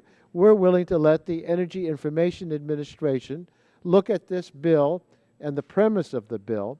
If they think it's going to accomplish the goals without a plan being before them, just simply what the bill proposes, they think that there's a possibility you're going to lower gasoline prices, then that's fine. But I don't think they're going to reach that conclusion, and Mr. Rush is calling your bluff. I yield to the gentleman. Mr. Chairman, thank you. This my amendment, again, doesn't consider a plan. It's not about planning. It really is about the results. And the results are clear. You're talking about acrobatics. I mean, the other side, you guys are really engaged in a lot of strenuous and excessive acrobatics as it relates to changing the tone and the wording and trying to confuse the American public. This bill, my amendment, speaks directly toward results. If, in fact, the EIA determines after 90 days that this bill that will increase gasoline prices or will not have an effect on it, will increase gasoline prices, well, then the bill will not go into effect. If it determines that it does not increase gasoline prices, then it will go into effect. So I'm just somewhat confused by this approach. You know, you make one argument one moment, and then you turn around and make another argument at another moment, both arguing against what I'm trying to get to, and that's just some results, common sense results. Gentleman's time has expired. Other members wishing to speak? Gentleman from Illinois is recognized. Thank you, Mr. Chairman. I want to speak against the amendment, and I've really been waiting for someone to raise this CBO report, because it reminds me of the Wizard of Oz, when the wizard, when Toto pulls back the curtain, and he's pulling the levers. Don't mind the person behind the curtain. Well, who is the main author of the CBO report?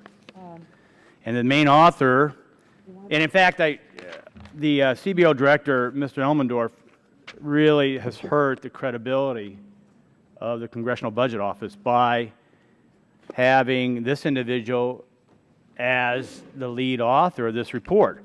The Congressional Budget Office since 1974 is supposed to produce independent, nonpartisan, timely analysis of economic and budgetary issues to support the congressional budget process. All CBO employees are appointed solely on the basis of professional competence without regard to political affiliation. Well, here's the author and his picture, drawn from his Facebook page or website, Mr. Stocking. I think he's at the Democrat National Convention with a change poster, BarackObama.com. So here is the author of this vaunted CBO report. And so it's just very important that this really does hurt the CBO, that to have someone that is in opposition to their core position on their website as being in keeping with CBO's mandate to provide objective, impartial analysis, this and a report that should make no recommendation. That's Elmendorf. Here's Mr. Stocking's background. He worked with CARE 2, involved working with environmental groups on environmental and anti-oil causes. Shocking that this report would come out. He has done analytical work for the Wilderness Society, the League of Conservation Voters, to fight gas drilling in Wyoming. His own Facebook page, under likes, he lists 2 movies, one of which is anti-oil industry documentary titled Crude. Have you seen the price of oil lately? His other likes include The Green Workplace, Jerry Brown, Michelle Obama, Barack Obama, MoveOn.org, Emma's Lease. Does this sound like a nonpartisan person who's objectively analyzing the facts and figures of this debate on a very basic debate? Is more crude oil supplies good? Is that good for lowering the world crude oil price? Gentleman yield. I'm not. Oh, there's a lot more of his background that I want to get on record first. He also lists. Let's see, I've talked about the Green Corps, Nature Conservancy, Talking Points Memo, Student Conservation Association. On his Facebook includes 15 photos of him attending the 2008 Democratic Convention in Denver, including 4 photos of him holding signs. This is the one identified here, supporting President Obama. Public records show donations to Senator Kerry and Barack Obama. Again, the point being, the CBO has really erred in allowing this to be the basis of, and the main author, when he is clearly identified as a partisan. And a partisan, not just a partisan, but a environmentalist ideologue, anti-fossil fuel sector individual. So how in the world can we, I mean, I knew this was going to bring up, but more supply is always good for lower prices. More supply is always good for lower prices if demand stays the same. If you get more supply and demand goes up commensurately, then you're going to have the same price. But I hope Mr. Elmendorf gets a transcript of this markup and take some corrective action against truly an ideologue that's portraying as an independent analyst. And yield back my time. Chairman yields back. Other members wishing to speak on the amendment? Mr. Waxman is recognized for 5 minutes. I wish to take a point and respond to this issue of looking at one of the authors of a report and then criticizing the validity of the report. Andrews, let's see, this document from CBO was prepared at the request of the chairman of the Senate Committee on Energy and Natural Resources. In keeping with CBO's mandate to provide objective, impartial analysis, this report makes no recommendations. Andrew Stocking of CBO's Microeconomic Studies Division wrote the report under the guidance of Joseph Kyle and David Moore, formerly of CBO, Bob Arnold, Perry Beater, Terry Dinnan, Wendy Edelberg, Kathy Gramp, Mark Hadley, Mark Lasky, Chad Shirley, Natalie Tawil, and Stephen Weinberg of CBO provided helpful comments on drafts. Several external reviewers also provided useful comments. James Hamilton of the University of California, San Diego, Tancred Littertail of the Energy Information Administration, Adele Morris of the Brookings Institution, Michael Ratner of the Congressional Research Service, Bob Ryan of the Limehouse Research and Trading, Catherine Wolfram of the University of California, Berkeley. The assistance of external reviewers implies no responsibility for the final product, which rests solely on CBO. Christine Bogers edited the report. Maureen Constantino took the cover photo. She and Janine Reese prepared the report for publication. And this is signed by Douglas W. Elmendorf, director. I think you're being very unfair to single out one person. I don't know if you did a study of all these other people to know their views.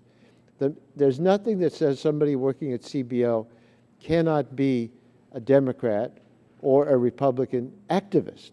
There's nothing at CBO, or should there be, that says anybody who works there as an economist should pass a litmus test on their views to meet what you would consider acceptable on environmental issues. What did CBO say? CBO looked at gasoline prices in 3 countries over the last 12 years, the United States, Japan, and Canada. And they found that the prices in each country spiked and fell in unison. Even though the United States produces some of the oil it consumes, Japan produces almost no oil, and Canada is a net oil exporter. That's what they looked at. I don't know what insidious left-wing environmental plot is involved in it, but that seems to me like a reasonable study. And CBO analysis shows that domestic oil production is a non-factor in controlling domestic gasoline prices. Increasing domestic production in the United States would do nothing to protect American consumers from gasoline price spikes caused by rising global oil prices. Now, CBO is not the only one who said that. The Associated Press found the same thing. And not only that— Will the gentleman yield? Not only that, Joe Barton agreed with that position that I reiterated earlier, that it's world oil prices. So this is what's called, as I recall, an ad hominem attack on an argument.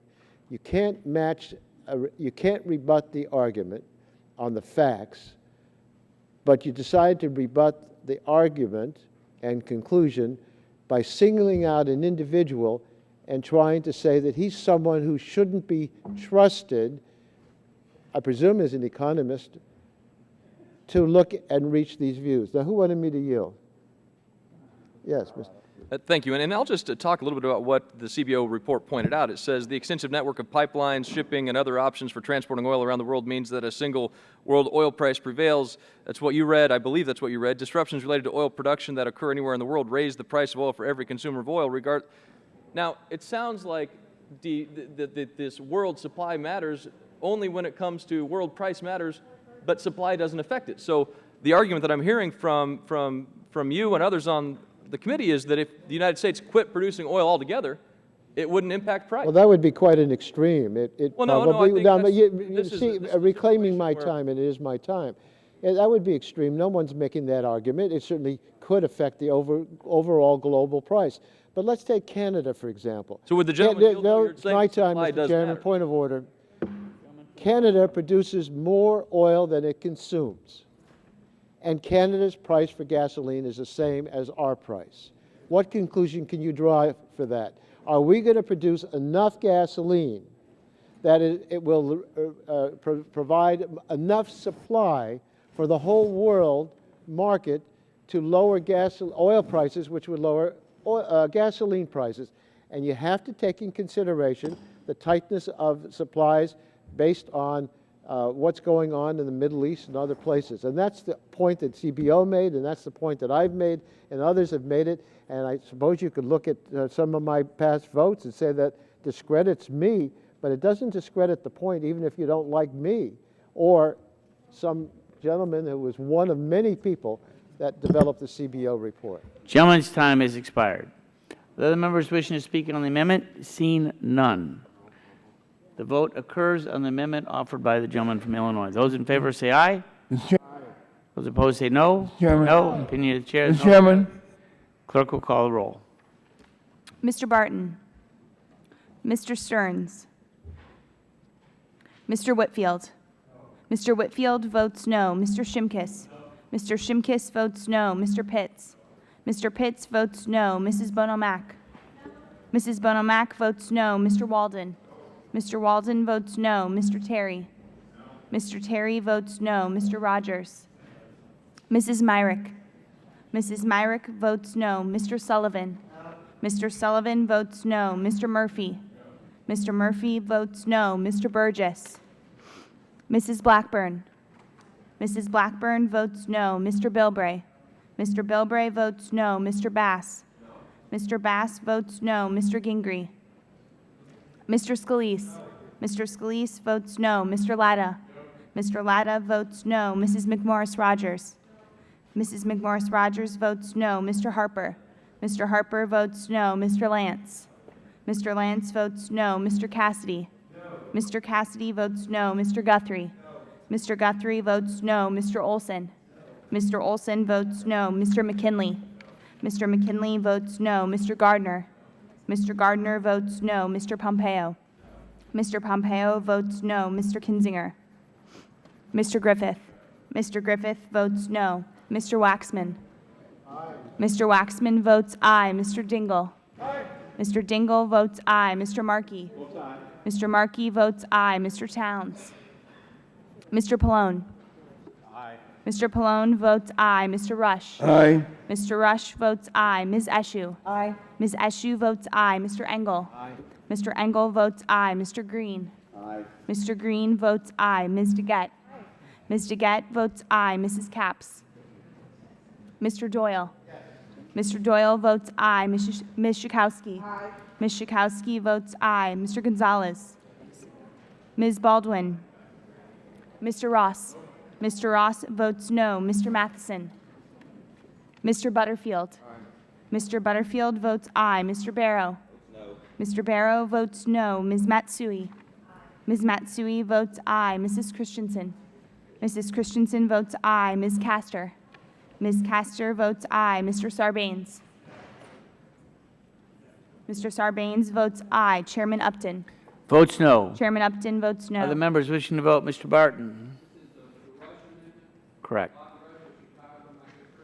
Correct. Mr. Barton votes no. Ms. Capps. Mrs. Capps votes aye. Mr. Matheson. Mr. Matheson votes no. Dr. Burgess. Mr. Burgess votes no. Other members wishing to cast a vote? Seeing none, the clerk will report the tally.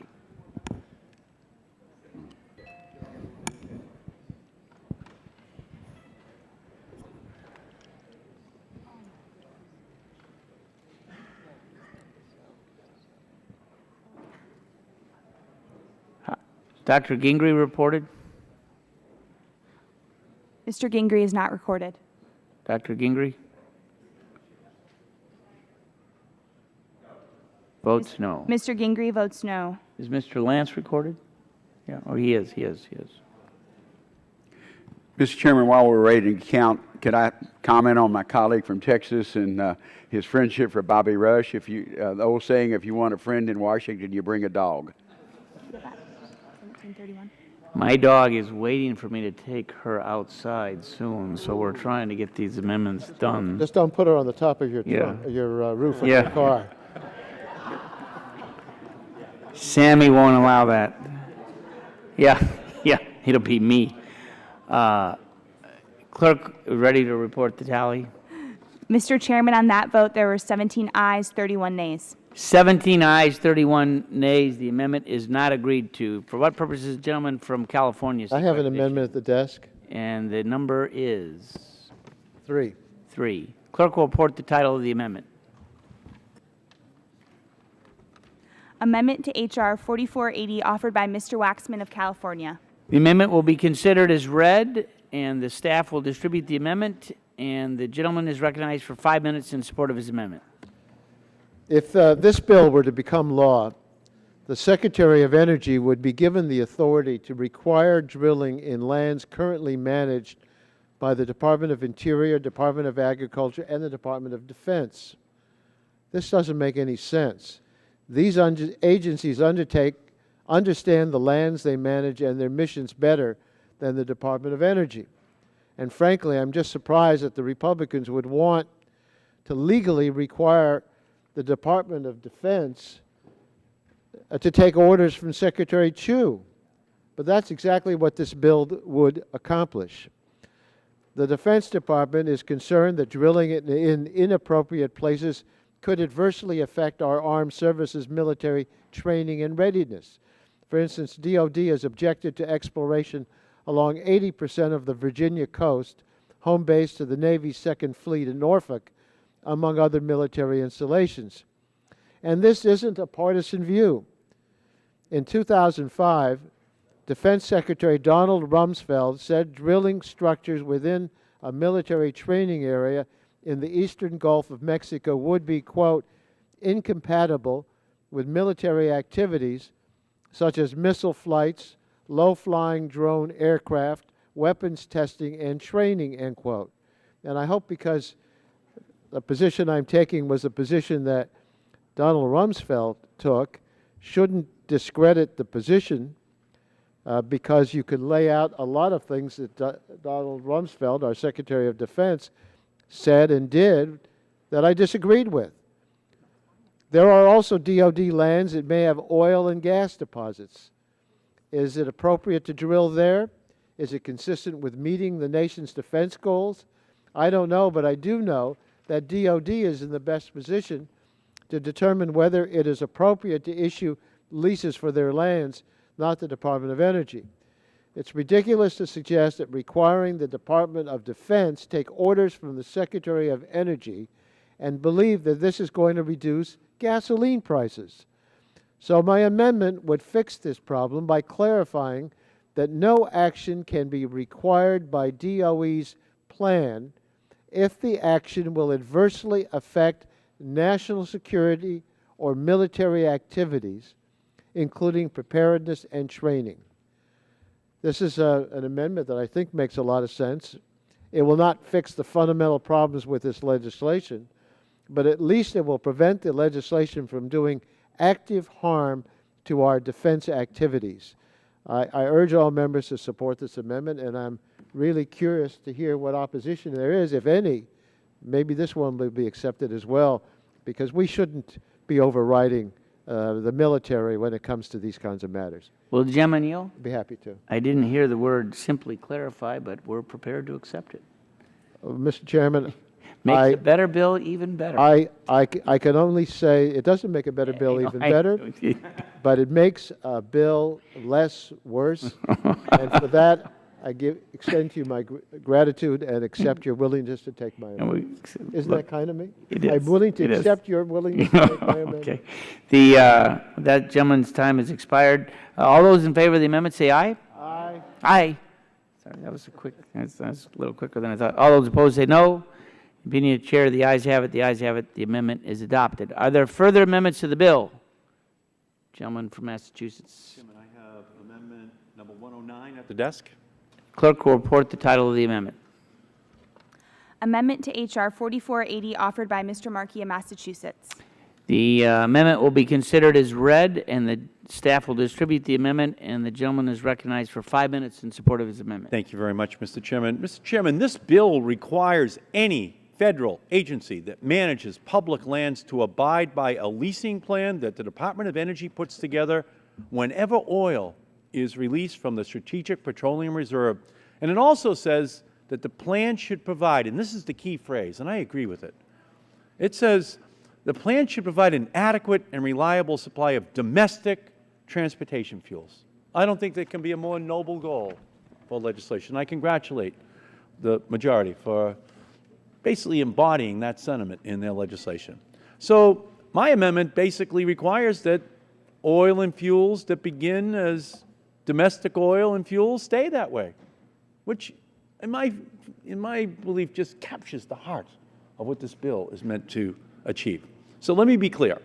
I do agree with Mr. Whitfield that these bills won't do anything to reduce gas prices.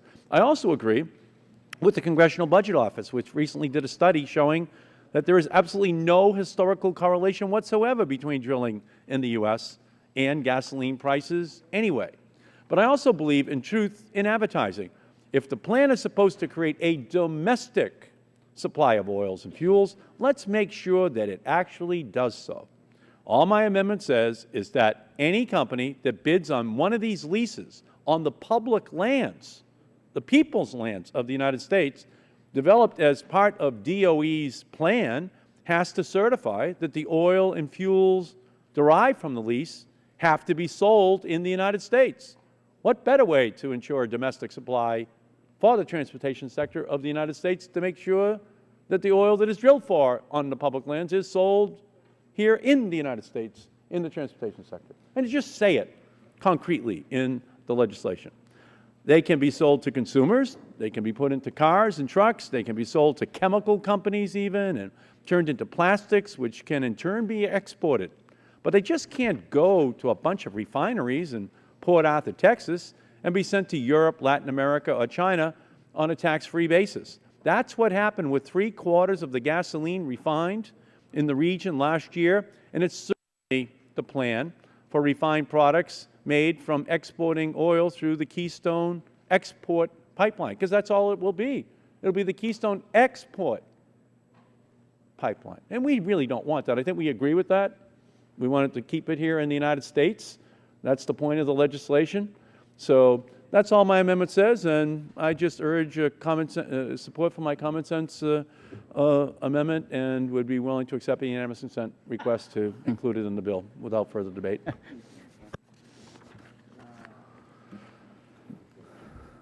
Gentleman from Illinois is recognized.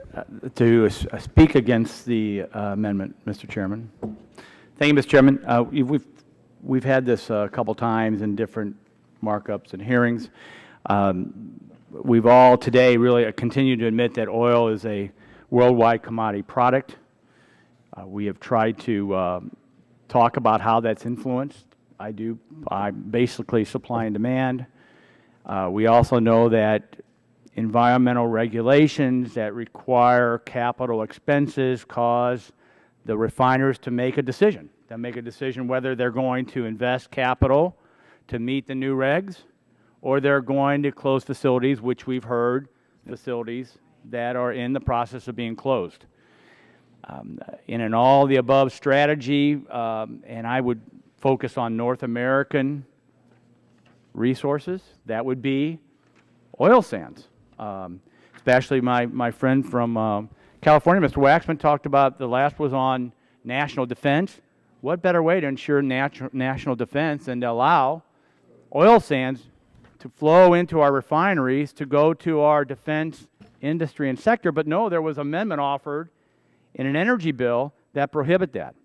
Likewise, the same amendment prohibited coal-to-liquid applications, which is another national security aspect of this debate. As I said, I think it was in one of the many Keystone XL debates that we've said in, Mr. Markey, that I do believe that it's a worldwide commodity product, and the more base commodity you put on the market, if demand is the same, price will go down. That's true for oil. That's true for natural gas. That's true for beans. That's true for corn.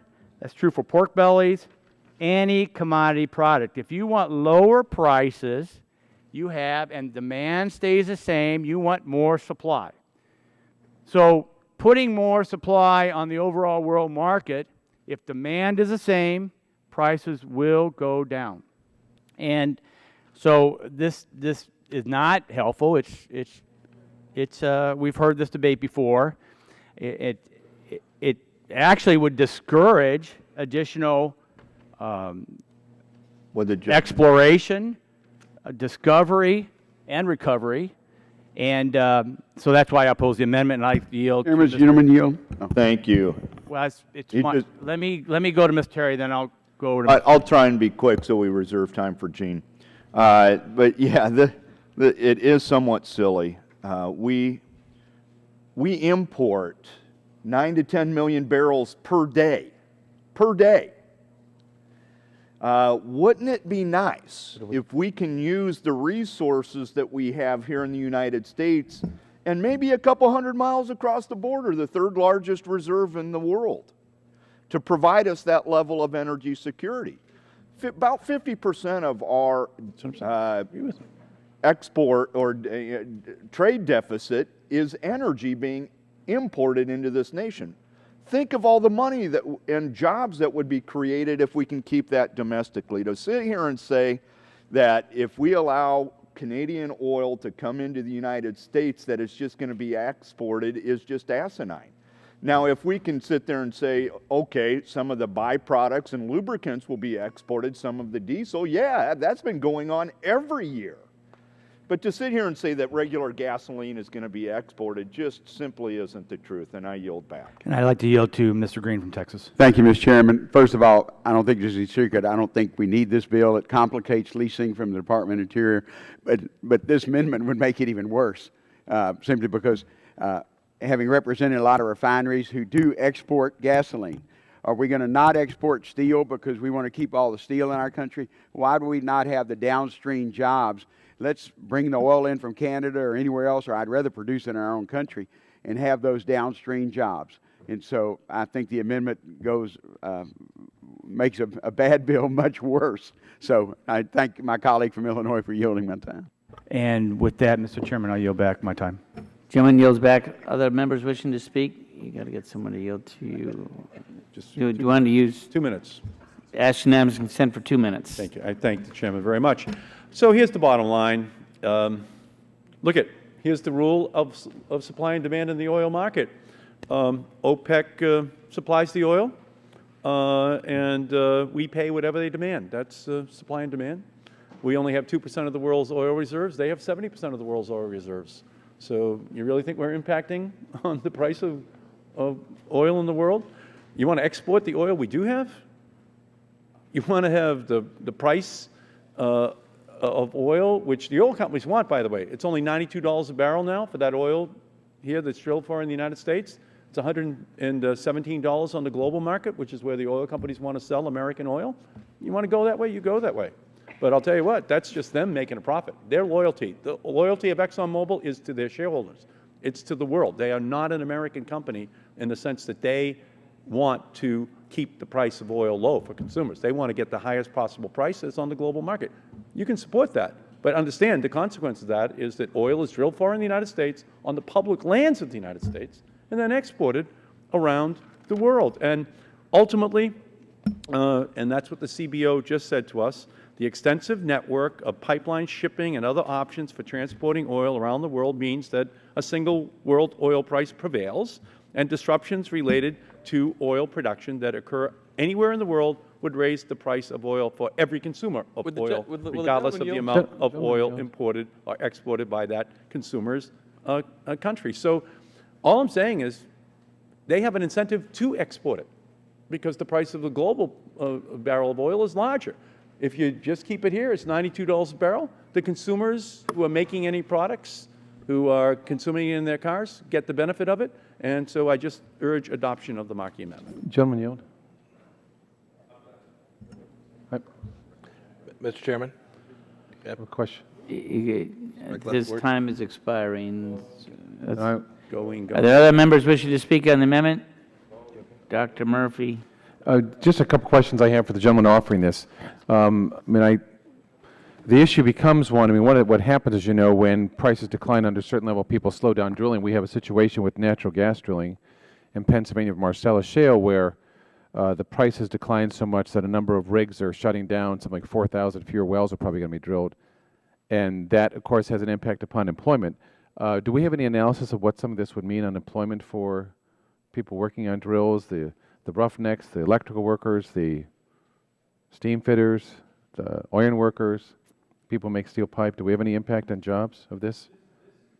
This amendment just goes to oil, and we have plenty of demand for oil in the United States, and every barrel of oil we produce here is one. Well, let me ask this too, sir. Would this have an impact upon, one of the things we have is the ability to sell oil to other countries that otherwise, when you see what happens when Iran is saying that they were not going to sell oil to NATO countries or to European countries, to use that to manipulate support for Iran's nuclear program, would this prevent us from being able to sell oil to our friendly nations?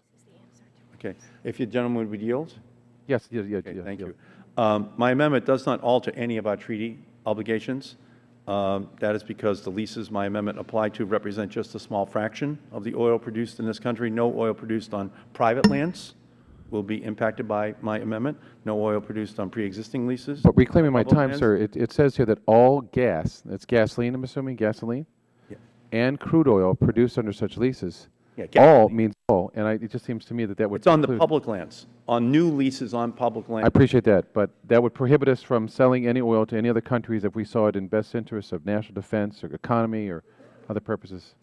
Well, again, it doesn't alter any new treaty obligations. What we're saying is looking forward, given the catastrophic situation we're in right now with the oil prices. I appreciate it that we in the effort keep to move oil- forward. Keep the oil that we have here. If the President wants to have a national security waiver, but it seems to me our national security is. Well, I'm going to reclaim my time in the effort to move forward, sir. I appreciate your comments on this. I read that this would prohibit us from doing that unless there was some other activity. So I'll yield my time back, or if someone else on our side. Dr. Murphy, if you would up here. Yes. Chairman Shimkus.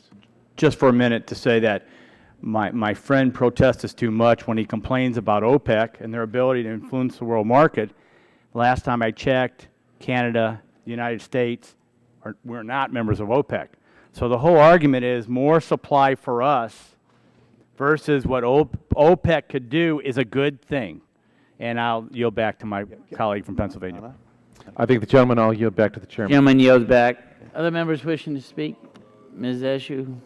Thank you, Mr. Chairman. I'd like to yield my time to Mr. Markey. And thank you. I thank the gentlelady. I'm only going to take 1 minute.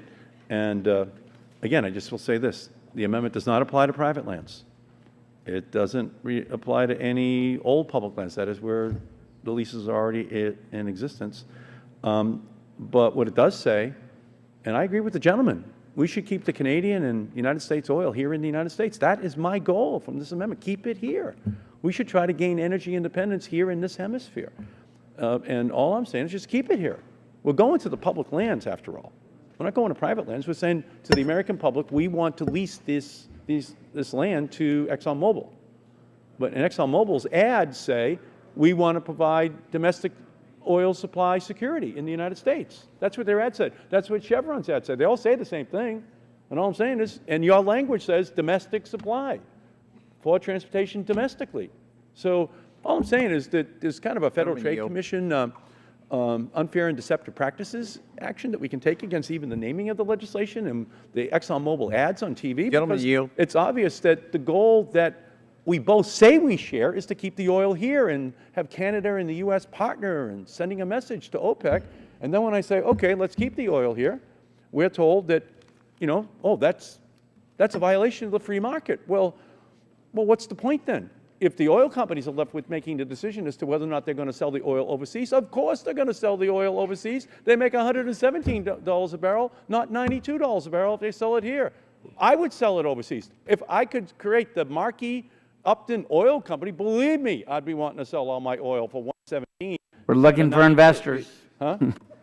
As soon as we leave, that would be okay. Then we'll be bipartisan and we'll. Stock Act, we can't do that anymore. Does the, and in addition, on natural gas, to the gentleman from Pennsylvania, just so he knows, in the first 3 months of 2012, production of natural gas went up 9% in the United States, which is a good thing because it keeps driving prices down, which is the goal that we all have, low natural gas prices.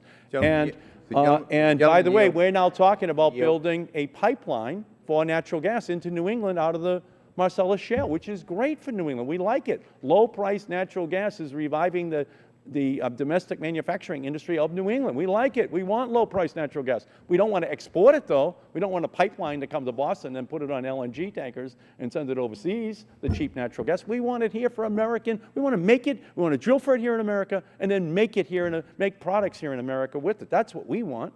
And that's the essence of the amendment. It's a Make It in America amendment. It's a drill for it here, make it here.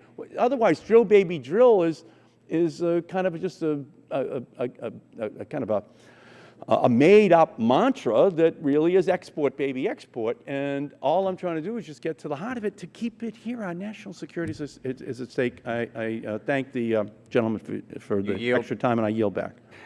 Gentlelady yields back her time. Any other members wishing to speak? Seeing none, the amendment occurred, or the vote occurs on the Markey amendment. All those in favor will say aye. Aye.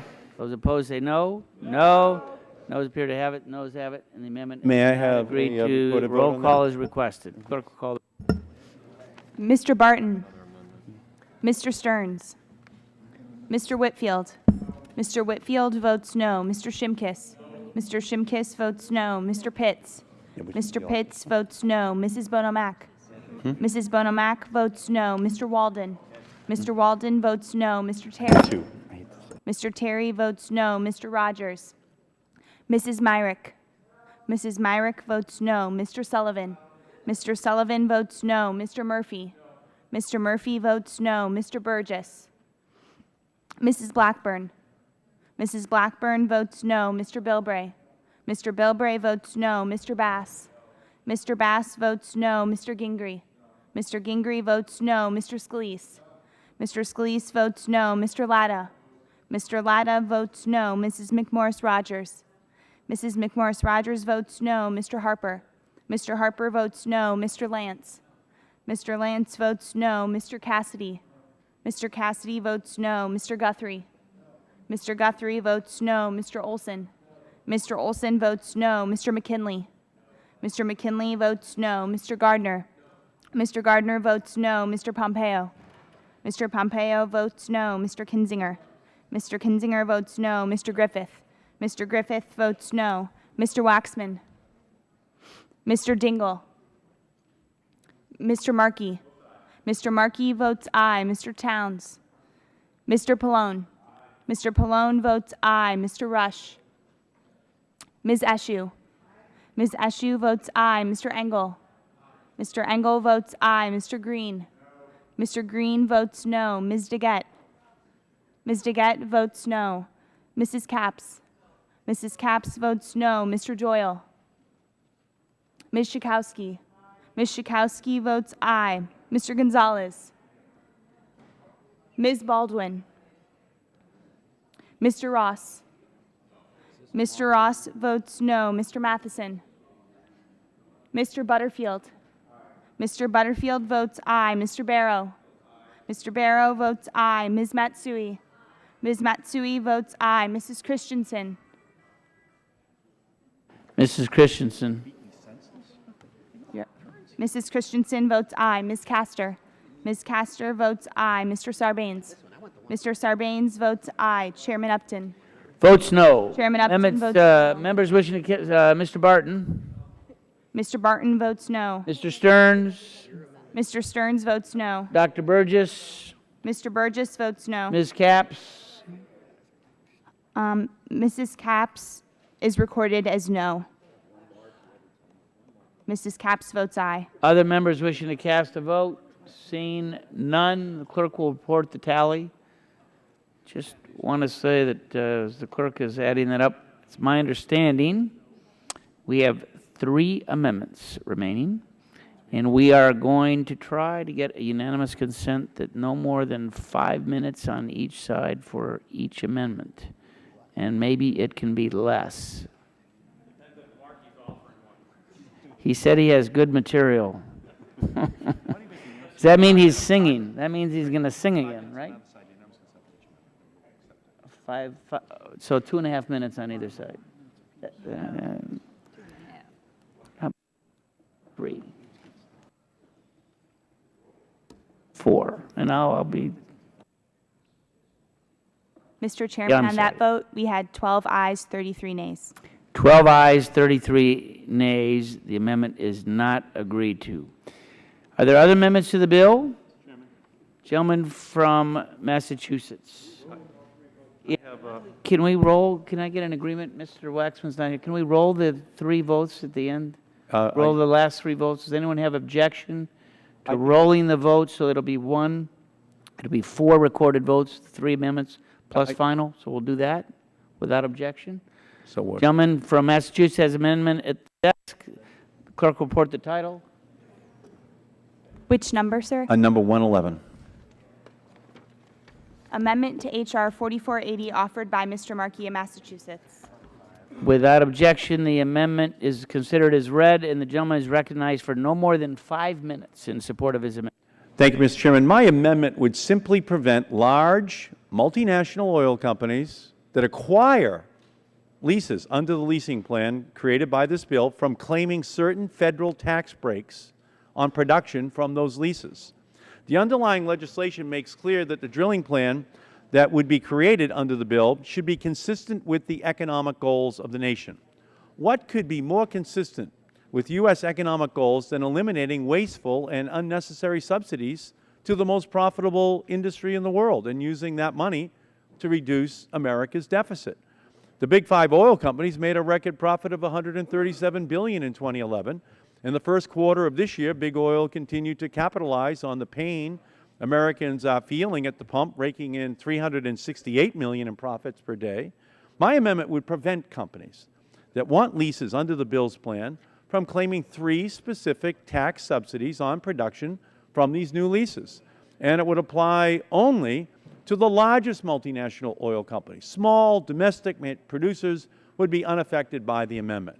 My Republican friends say that Big Oil doesn't get taxpayer subsidies. They say that oil companies simply get the tax breaks that every other corporation operating in this country is entitled to. Of course, it's difficult to imagine what other industries are interested in claiming the Section 263C tax deduction for intangible drilling costs. This subsidy allows oil producers to deduct business costs like fuel, repairs, and drilling supplies. But rather than taking these deductions over the life of an investment, as occurs in most industries, oil companies can claim them all in the first year. Now, that is a great deal. That's a great deal for the multinational oil companies. And then there is the Section 193 tax deduction for tertiary well injectants. What is a tertiary injectant, you ask? Well, it is a fluid, gas, or other chemical that is pumped into oil and gas reservoirs in order to increase the amount of oil that can be extracted from the well. It's difficult to imagine manufacturing or software or biotech companies needing to deduct their tertiary injectant expenses. The same goes for Section 613 tax deduction for percentage depletion of oil and gas wells. It's not called the Section 613 deduction for depleted pens, pencils, and printing paper. This tax break is explicitly targeted to support oil companies. When oil companies claim they pay some of the highest effective tax rates in the world, they're including taxes paid to foreign governments and deferred taxes that are owed to the U.S. government but haven't actually been paid. In reality, big oil companies pay a lower effective U.S. tax rate than average Americans. While the typical American household pays a 20% effective tax rate, Chevron in 2011 paid a 19% effective rate on U.S. earnings. ConocoPhillips, 18%. ExxonMobil, 13%. That's even 1% lower than Mitt Romney's effective tax rate of 14%. Under this bill, oil companies will be undeterred in emptying consumers' pockets when they pull up to the pump. But by adopting my amendment, At least will prevent oil companies from drilling into Americans' pocketbooks a second time through the tax code. The Joint Committee on Taxation estimates that repealing the 3 subsidies in my amendment for all oil and gas production would save U.S. taxpayers more than $25 billion over the next decade. That's money that we could put towards reducing the deficit right now, and I desperately want to reduce the federal deficit. So let's do something for regular Americans who are so concerned about the national debt and the federal deficit in this bill. Let's adopt the Markey Amendment, reduce the federal deficit. It's the one thing we should be able to do here this afternoon. I yield back the balance of my time. Gentleman yields back. Gentleman from Colorado is recognized. Thank you, Mr. Chairman. In arguing for the last amendment that he offered, our colleague stated that we want low-priced natural gas. The effect of this amendment will be to increase the price of energy. I don't see how increasing taxes results in lower-priced energy, and that's exactly what this amendment would do. We've already heard testimony from BLM Director Abbey state that leased lands are at the lowest from the BLM since 1984. It's already too expensive to drill and produce on federal land. This amendment simply adds to the cost and will add to the price at the pump for consumers, which is the exact opposite of the goal of this bill. The goal of this bill is to reduce the price at the pump, and I oppose it. Would the gentleman yield? Would the gentleman from Colorado yield? Yield to the gentleman from Louisiana. I thank the gentleman from Colorado for yielding. And as he said, and I guess as the gentleman from Massachusetts who brought the amendment acknowledged, this would be a $25 billion tax increase on American-made oil. And if you look at the amendment doesn't apply to oil that's made in Saudi Arabia. Doesn't apply to oil that's made in so many of these countries that don't like us. So the result of this would be, if you make it in America, you'll get a $25 billion tax increase, but if you make it in another country, no tax increase. So does anybody that took 5th grade math think that this isn't going to result in more lost jobs going to foreign countries? That's what happens. That's what will happen under this amendment. It would basically make it uneconomical to produce oil in America. Now, how does that make any sense? Because if you make it here, you're going to get $25 billion of new taxes added onto your backs that you're just going to pass right back on the consumer in the form of higher gas prices. We don't want higher gas prices. We don't want fewer jobs. And you'd get both under this amendment. You'd get higher gas prices and fewer jobs, because this amendment actually says it only applies, the tax increase only applies if you make it in America. Can you imagine a more anti-American energy approach? To tax people if they make it here, but don't tax them. The tax increase doesn't apply if they make it in a foreign country. You know, President Obama's already run tens of thousands of energy jobs out of this country already, according to his own Energy Information Agency. And under this amendment, we'd see hundreds of thousands of energy jobs leave the country, so we'd lose, not only would we lose all those jobs, we'd lose billions of dollars in federal revenue that those oil companies pay. You know, the number 2 source of revenue to the federal government, number 2 source next to the IRS, as the taxes and fees and royalties that are paid by oil and gas companies. They're the number 2 source of revenue to the federal government. And under this amendment, you run their jobs out to foreign countries, we don't get that revenue. We don't get the jobs, so there's higher unemployment, more people that are not being able to look for work, right? You know, last report came out last month, 360,000 more Americans gave up looking for work because of these kind of regulations. You'd have even more that wouldn't be able to find jobs because you would have literally put a $25 billion tax only if you make it in America. And so I would not only object to the amendment, but I'd ask if it was germane to the bill, because it deals with the Internal Revenue Code, which is not something we're dealing with in this bill. But with that, I'd Would the gentleman yield? Colorado, or to the gentleman from Colorado, who can then yield. Yeah, I thank the gentleman. I yield to the gentleman from Illinois. Yeah, my point is the tax increase would be borne by who? The tax increase would be borne by the consumers. So this is a bill, a set of bills to make sure that we keep gas prices lower. So this tax increase would raise gas prices at the pump. And that's what I find pretty bizarre about this process. So I yield back to my friend from Colorado. I thank the gentleman, and I yield back my time. All time has expired. All those in favor of the amendment say aye. Aye. Those opposed say no. No. Opinion of the chair, the noes have it. No. Roll call vote is requested and will be rolled. Are there further amendments to the bill? Gentleman, or the chair recognizes the lady from the Virgin Islands, Mrs. Christensen. Thank you, Mr. Chairman. I have an amendment. And the clerk will report the title of the amendment. 011.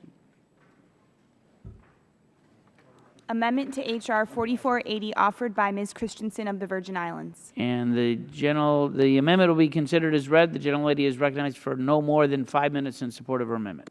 Thank you, Mr. Chairman. This is a small amendment, but it could have significant impact by expanding the plan required under this bill from a leasing plan to an all-of-the-above plan that will actually protect consumers and lower gas prices. The Republican response to high gas prices is the proposed drilling for more oil, yet every economist and oil market expert tells us that this will have no meaningful impact on world oil prices, which means it will have no meaningful impact on gas prices in the United States. Domestic oil production is at an 8-year high. The administration has already undertaken significant efforts to increase domestic production, including extensive lease sales. But lease sales cannot be the only response. As Mr. Whitfield has admitted, this bill as written is just a lease plan will not lower gas prices. So why don't we do more? Let me be clear. I think the planning activities required by this bill are redundant and a waste of government resources. But if we are going to have the Secretary of Energy create a plan, at least that plan should be useful. A recent CBO report on energy security says that policies to reduce oil consumption, such as fuel efficiency requirements, would be, quote, more effective at reducing the vulnerability of consumers to disruption than policies designed to increase the domestic production of oil, end quote. Experience shows that to be true. Since 1980, efficiency improvements have reduced the cost per mile driven by over 25%, according to the Energy Information Administration. This puts money back in consumers' pockets. New fuel efficiency standards will save consumers hundreds of dollars per year net on average. If you express that in terms of prices at the pump, the net savings are equivalent to lowering prices at the pump by 14 cents per gallon today. This will rise to a savings of $1.13 per gallon by 2025. That's real action on gas prices. So why not include fuel efficiency in our response to high gas prices? Why should the House reject the President's all-of-the-above approach and instead rely solely on one thing we know won't work, more drilling? Consumers deserve better. We should give it to them. I urge my colleagues to support my amendment so that we can begin to really solve our energy challenges. I yield back the balance of my time. Gentlelady yields back. Chair would recognize the gentleman from Illinois, Mr. Shimkus. Thank you, Mr. Chairman. Obviously, to speak in opposition to the amendment, and just briefly, because I know it's late, the whole premise is to increase the supply of oil. That is the way you reduce supply disruptions. Our biggest concern is about a supply disruption out of the Strait of Hormuz because of our reliance on imported crude oil, primarily from the Middle East. So in this bill, what we're saying, if you release the SPRO, we recover and drill for more oil supply on federal lands.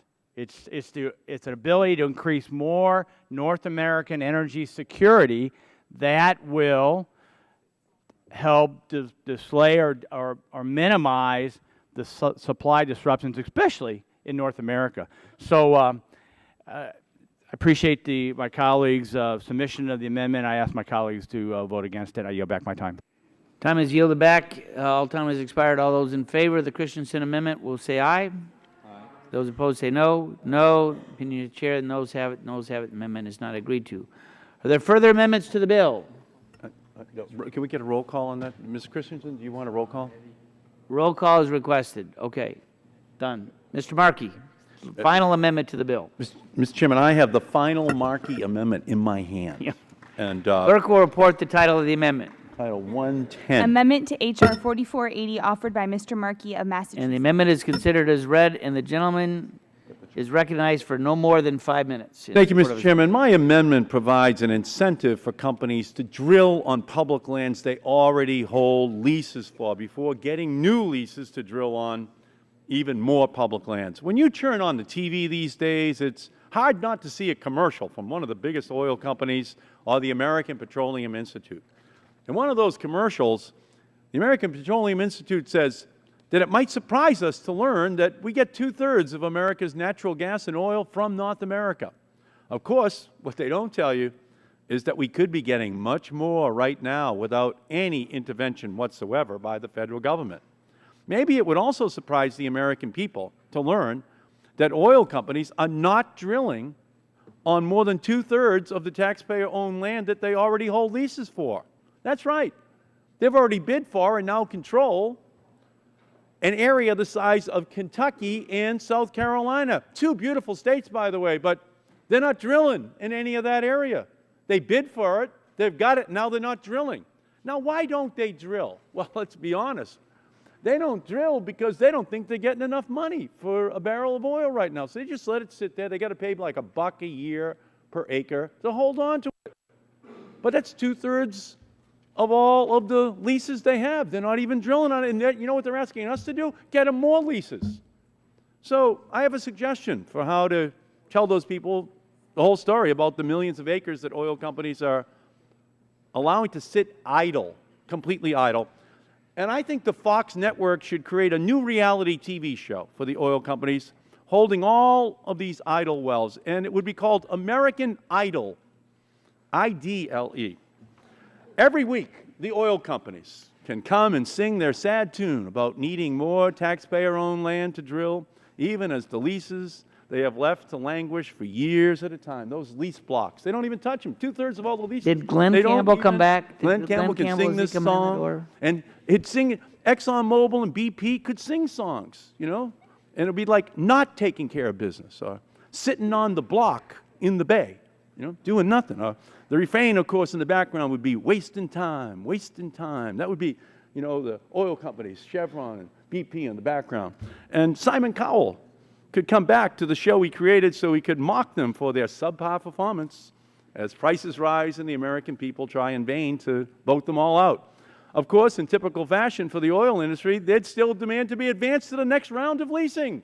All right, we're not drilling on 2/3 of all the leases we have that on public land, but give us some more. You know, and of course, Fox fits, this new show would fit right into the Republican Congress because, you know, that's the way we do business here. Now, an easier solution would be pass my amendment. And I hope we can reach some kind of harmony between the interests of taxpayers and the responsibility of oil companies here, because the underlying bill requires each federal agency to abide by any leasing plan the Department of Energy creates for lands it manages. My amendment says this, that if there's no oil and gas production occurring on more than half of the existing leases under the federal agency's jurisdiction, then the Department of Energy plans to lease even more of that agency's lands will not be mandated under this bill. So American Idle just has to be renamed American Half Idle in order to allow new leases under a federal agency's jurisdiction to be eligible. Just half of the leases need to be producing in order to get more leases. Now, that sounds fair, doesn't it? That the oil companies have to do a little work. They just can't buy the oil producing lands in ocean areas and then sit on it for 5 years, 10 years? That doesn't sound right to the American people. They sound urgent to drill on the TV commercials, and yet 2/3 of it they're just sitting on.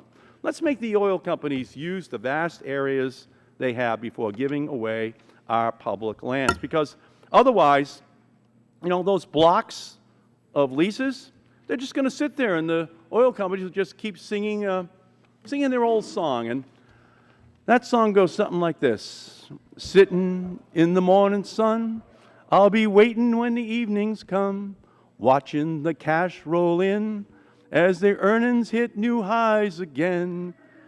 The oil companies in the background, you can hear them. I'm sitting on a block in the bay, got a lease I won't give away. Oh, I'm just sitting on a block in the bay, wasting time. I left my estate in Houston, headed for the Gulf today, because I've got profits to live for, and drilling nothing's going to bring them my way. So I'm just going to sit on the block in the bay, making profits every day. Oh, I'm just sitting on a block in the bay, wasting time. Vote aye on the American. Get the oil industry back to work. Get those rigs out there drilling. We want, the Democrats want them to start drilling. Drill, baby, drill. Vote yes for the Markey Amendment. Mr. Chairman.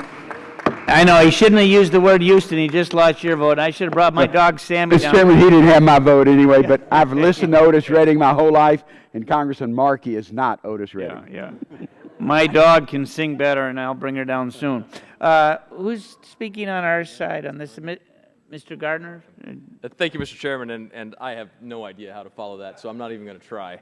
Other than to say that I oppose the amendment and urge my colleagues to vote against it as well. Again, just look at some of the legislation we've had before this. Too bad I can't. We've had people testify that said it's taken 6 years for them to get a permit from the EPA. Under your plan, even though it's government delay that's caused it, they would lose their lease. These people aren't leasing, paying money, trying to explore just for kicks and giggles.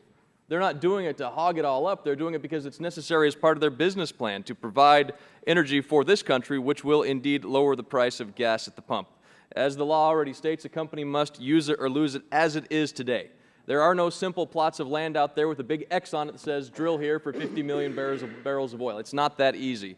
As simple as people might like it to be, the fact is this is a business operation that has to have leases in order to explore, to find the resources, the monetary resources to meet the cost of exploration. In fact, in Utah alone, there's an area in Utah, I believe it's in Mr. Matheson's district, where it took 4 years to get a permit. Under this plan, you're saying government delays will result in the loss of lease simply because the government delayed. Again, this is just an amendment that is in search of, I guess, the attempt to try to end production on federal land. And as somebody who has a great deal of federal land in my state, I hope that we would defeat this amendment and move forward with American energy production and do so in a way that doesn't put America at a disadvantage. And I would ask for a no vote. Yield back my time. All time has expired. All those in favor of the amendment will say aye. Aye. Those opposed say no. No. In the opinion of the chair, no. Roll call is requested. Roll call is requested. At this point, are there further amendments to the bill? Seen none.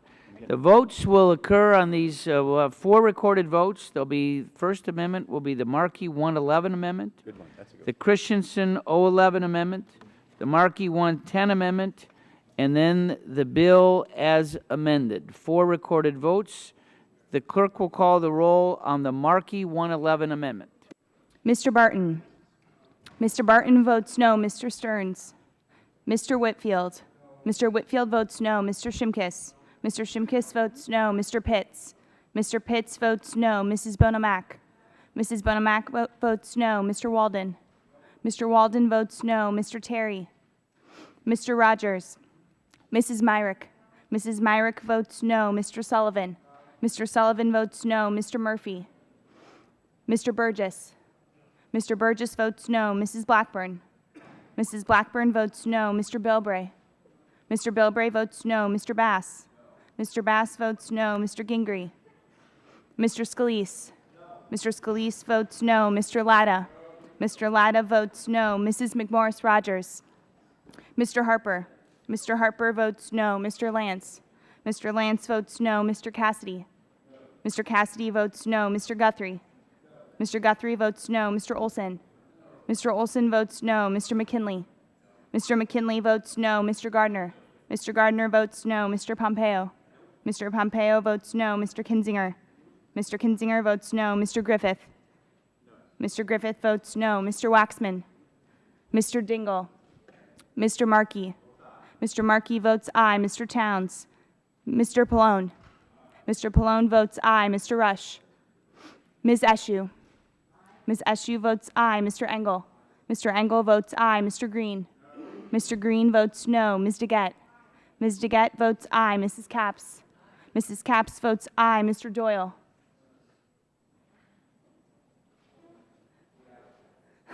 Mr. Doyle votes aye. Ms. Schakowsky.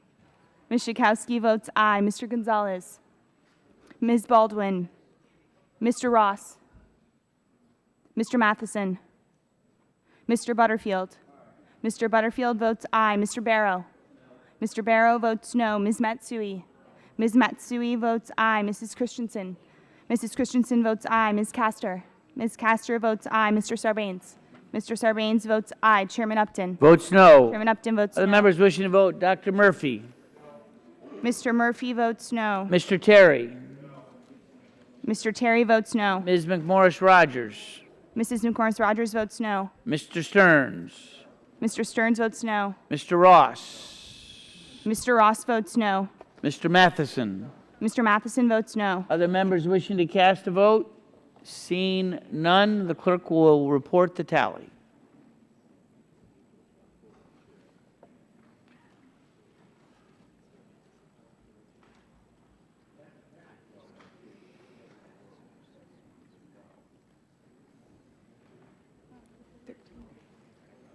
Mr. Chairman, on that vote, there were 13 ayes, 33 nays. 13 ayes, 33 nays. The amendment is not agreed to. The clerk will now call the roll on the Christensen 011 amendment. Mr. Barton. Mr. Barton votes no. Mr. Stearns. Mr. Stearns votes no. Mr. Whitfield. Mr. Whitfield votes no. Mr. Shimkus. Mr. Shimkus votes no. Mr. Pitts. Mr. Pitts votes no. Mrs. Bonomack. Mrs. Bonomack votes no. Mr. Walden. Mr. Walden votes no. Mr. Terry. Mr. Terry votes no. Mr. Rogers. Mrs. Myrick. Mrs. Myrick votes no. Mr. Sullivan. Mr. Sullivan votes no. Mr. Murphy. Mr. Murphy votes no. Mr. Burgess. Mr. Burgess votes no. Mrs. Blackburn. Mrs. Blackburn votes no. Mr. Bilbray. Mr. Bilbray votes no. Mr. Bass. Mr. Bass votes no. Mr. Gingrey. Mr. Scalise. Mr. Scalise votes no. Mr. Latta. Mr. Latta votes no. Mrs. McMorris Rogers. Mrs. McMorris Rogers votes no. Mr. Harper. Mr. Harper votes no. Mr. Lance. Mr. Lance votes no. Mr. Cassidy. Mr. Cassidy votes no. Mr. Guthrie. Mr. Guthrie votes no. Mr. Olson. Mr. Olson votes no. Mr. McKinley. Mr. McKinley votes no. Mr. Gardner. Mr. Gardner votes no. Mr. Pompeo. Mr. Pompeo votes no. Mr. Kinzinger. Mr. Kinzinger votes no. Mr. Griffith. Mr. Griffith votes no. Mr. Waxman.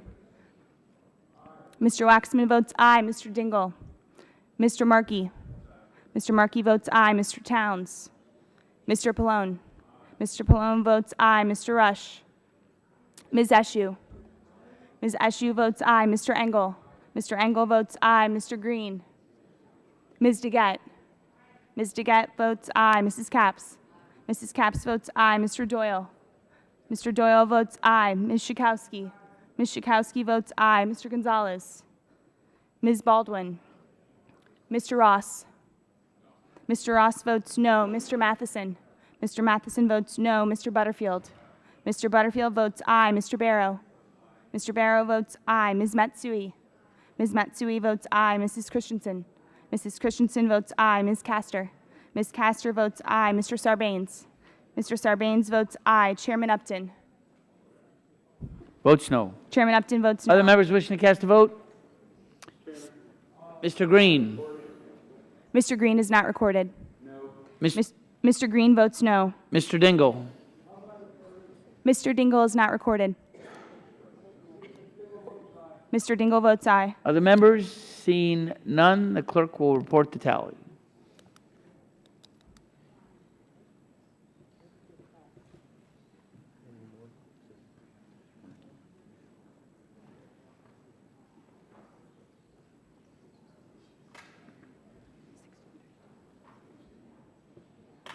Mr. Chairman, on that vote, there were 16 ayes, 32 nays. 16 ayes, 32 nays. The amendment is not agreed to. The final amendment vote will be the Markey 110 amendment, and the clerk will call the roll. The Mr. amendment on Christensen was not agreed to.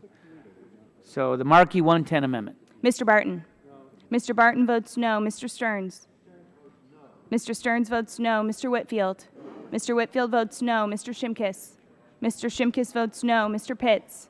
Mr. Pitts votes no. Mrs. Bonomack. Mrs. Bonomack votes no. Mr. Walden. Mr. Walden votes no. Mr. Terry. Mr. Terry votes no. Mr. Rogers. Mrs. Myrick. Mrs. Myrick votes no. Mr. Sullivan. Mr. Sullivan votes no. Mr. Murphy.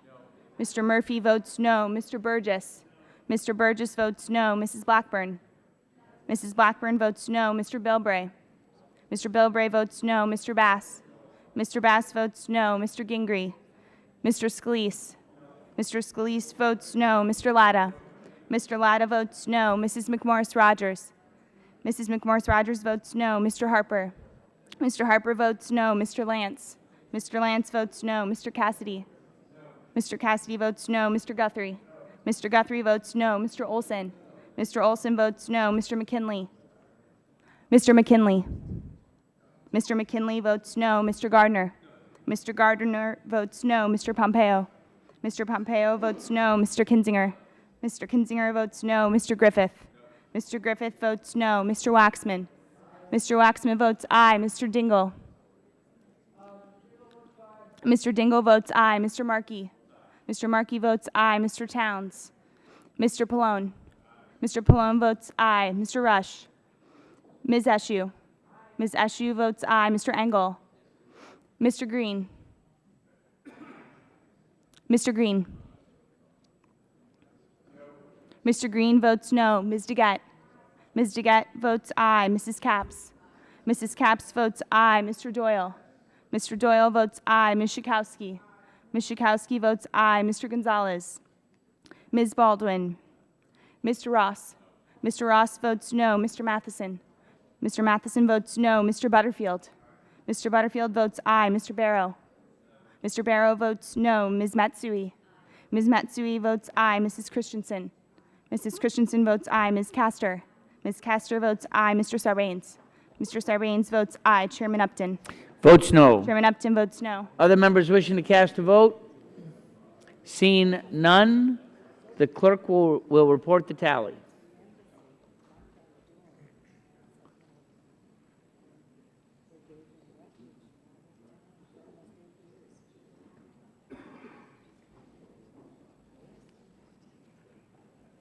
Mr. Chairman, on that vote, there were 14 ayes, 33 nays. 14 ayes, 33 nays. The amendment is not agreed to.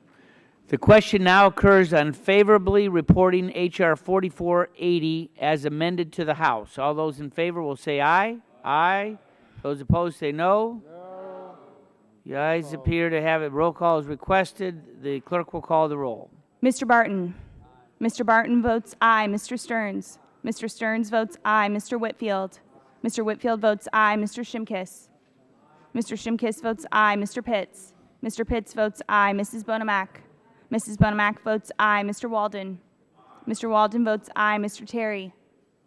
Mr. Terry votes aye. Mr. Rogers. Mrs. Myrick. Mrs. Myrick votes aye. Mr. Sullivan. Mr. Sullivan votes aye. Mr. Murphy.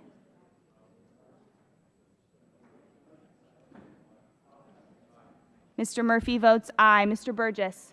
Mr. Burgess votes aye. Mrs. Blackburn. Mrs. Blackburn votes aye. Mr. Bilbray. Mr. Bilbray votes no. Mr. Bass. Mr. Bass votes aye. Mr. Gingrey. Mr. Scalise. Mr. Scalise votes aye. Mr. Latta. Mr. Latta votes aye. Mrs. McMorris Rogers. Mrs. McMorris Rogers votes aye. Mr. Harper. Mr. Harper votes aye. Mr. Lance. Mr. Lance votes aye. Mr. Cassidy. Mr. Cassidy votes aye. Mr. Guthrie. Mr. Guthrie votes aye. Mr. Olson. Mr. Olson votes aye. Mr. McKinley. Mr. McKinley votes aye. Mr. Gardner. Mr. Gardner votes aye. Mr. Pompeo. Mr. Pompeo votes aye. Mr. Kinzinger. Mr. Kinzinger votes aye. Mr. Griffith. Mr. Griffith votes aye. Mr. Waxman. Mr. Waxman votes no. Mr. Dingle. Mr. Dingle votes no. Mr. Markey. Mr. Markey votes no. Mr. Towns. Mr. Pallone. Mr. Pallone votes no. Mr. Rush. Ms. Eshoo. Ms. Eshoo votes no. Mr. Engel. Mr. Green. Mr. Green votes no. Ms. DeGette. Ms. DeGette votes no. Mrs. Capps. Mrs. Capps votes no. Mr. Doyle. Mr. Doyle votes no. Ms. Schakowsky. Ms. Schakowsky votes no. Mr. Gonzalez. Ms. Baldwin. Mr. Ross. Mr. Ross votes aye. Mr. Matheson. Mr. Matheson votes aye. Mr. Butterfield. Mr. Butterfield votes no. Mr. Barrow. Mr. Barrow votes aye. Ms. Matsui. Ms. Matsui votes no. Mrs. Christensen. Mrs. Christensen votes no. Ms. Castor. Ms. Castor votes no. Mr. Sarbanes. Mr. Sarbanes votes no. Chairman Upton. Votes aye. Chairman Upton votes aye. Other members wishing to cast a vote? Seeing none, the clerk will report the tally.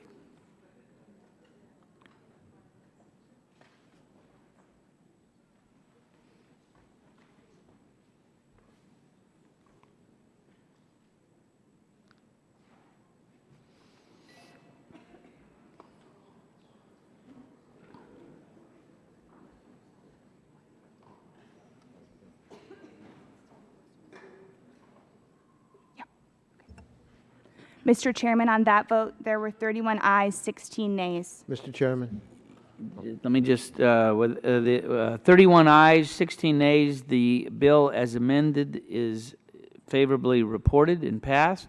Without objection, staff is authorized to make technical and conforming changes to the bills, plural, approved by the committee today, H.R. 4471, H.R. 4480, so ordered. Chair would recognize the gentleman from California. Mr. Chairman, we would request the full time that's allotted to the minority. Without objection, the time is granted. I would thank all members and staff for a long day today. Without objection, the committee stands adjourned.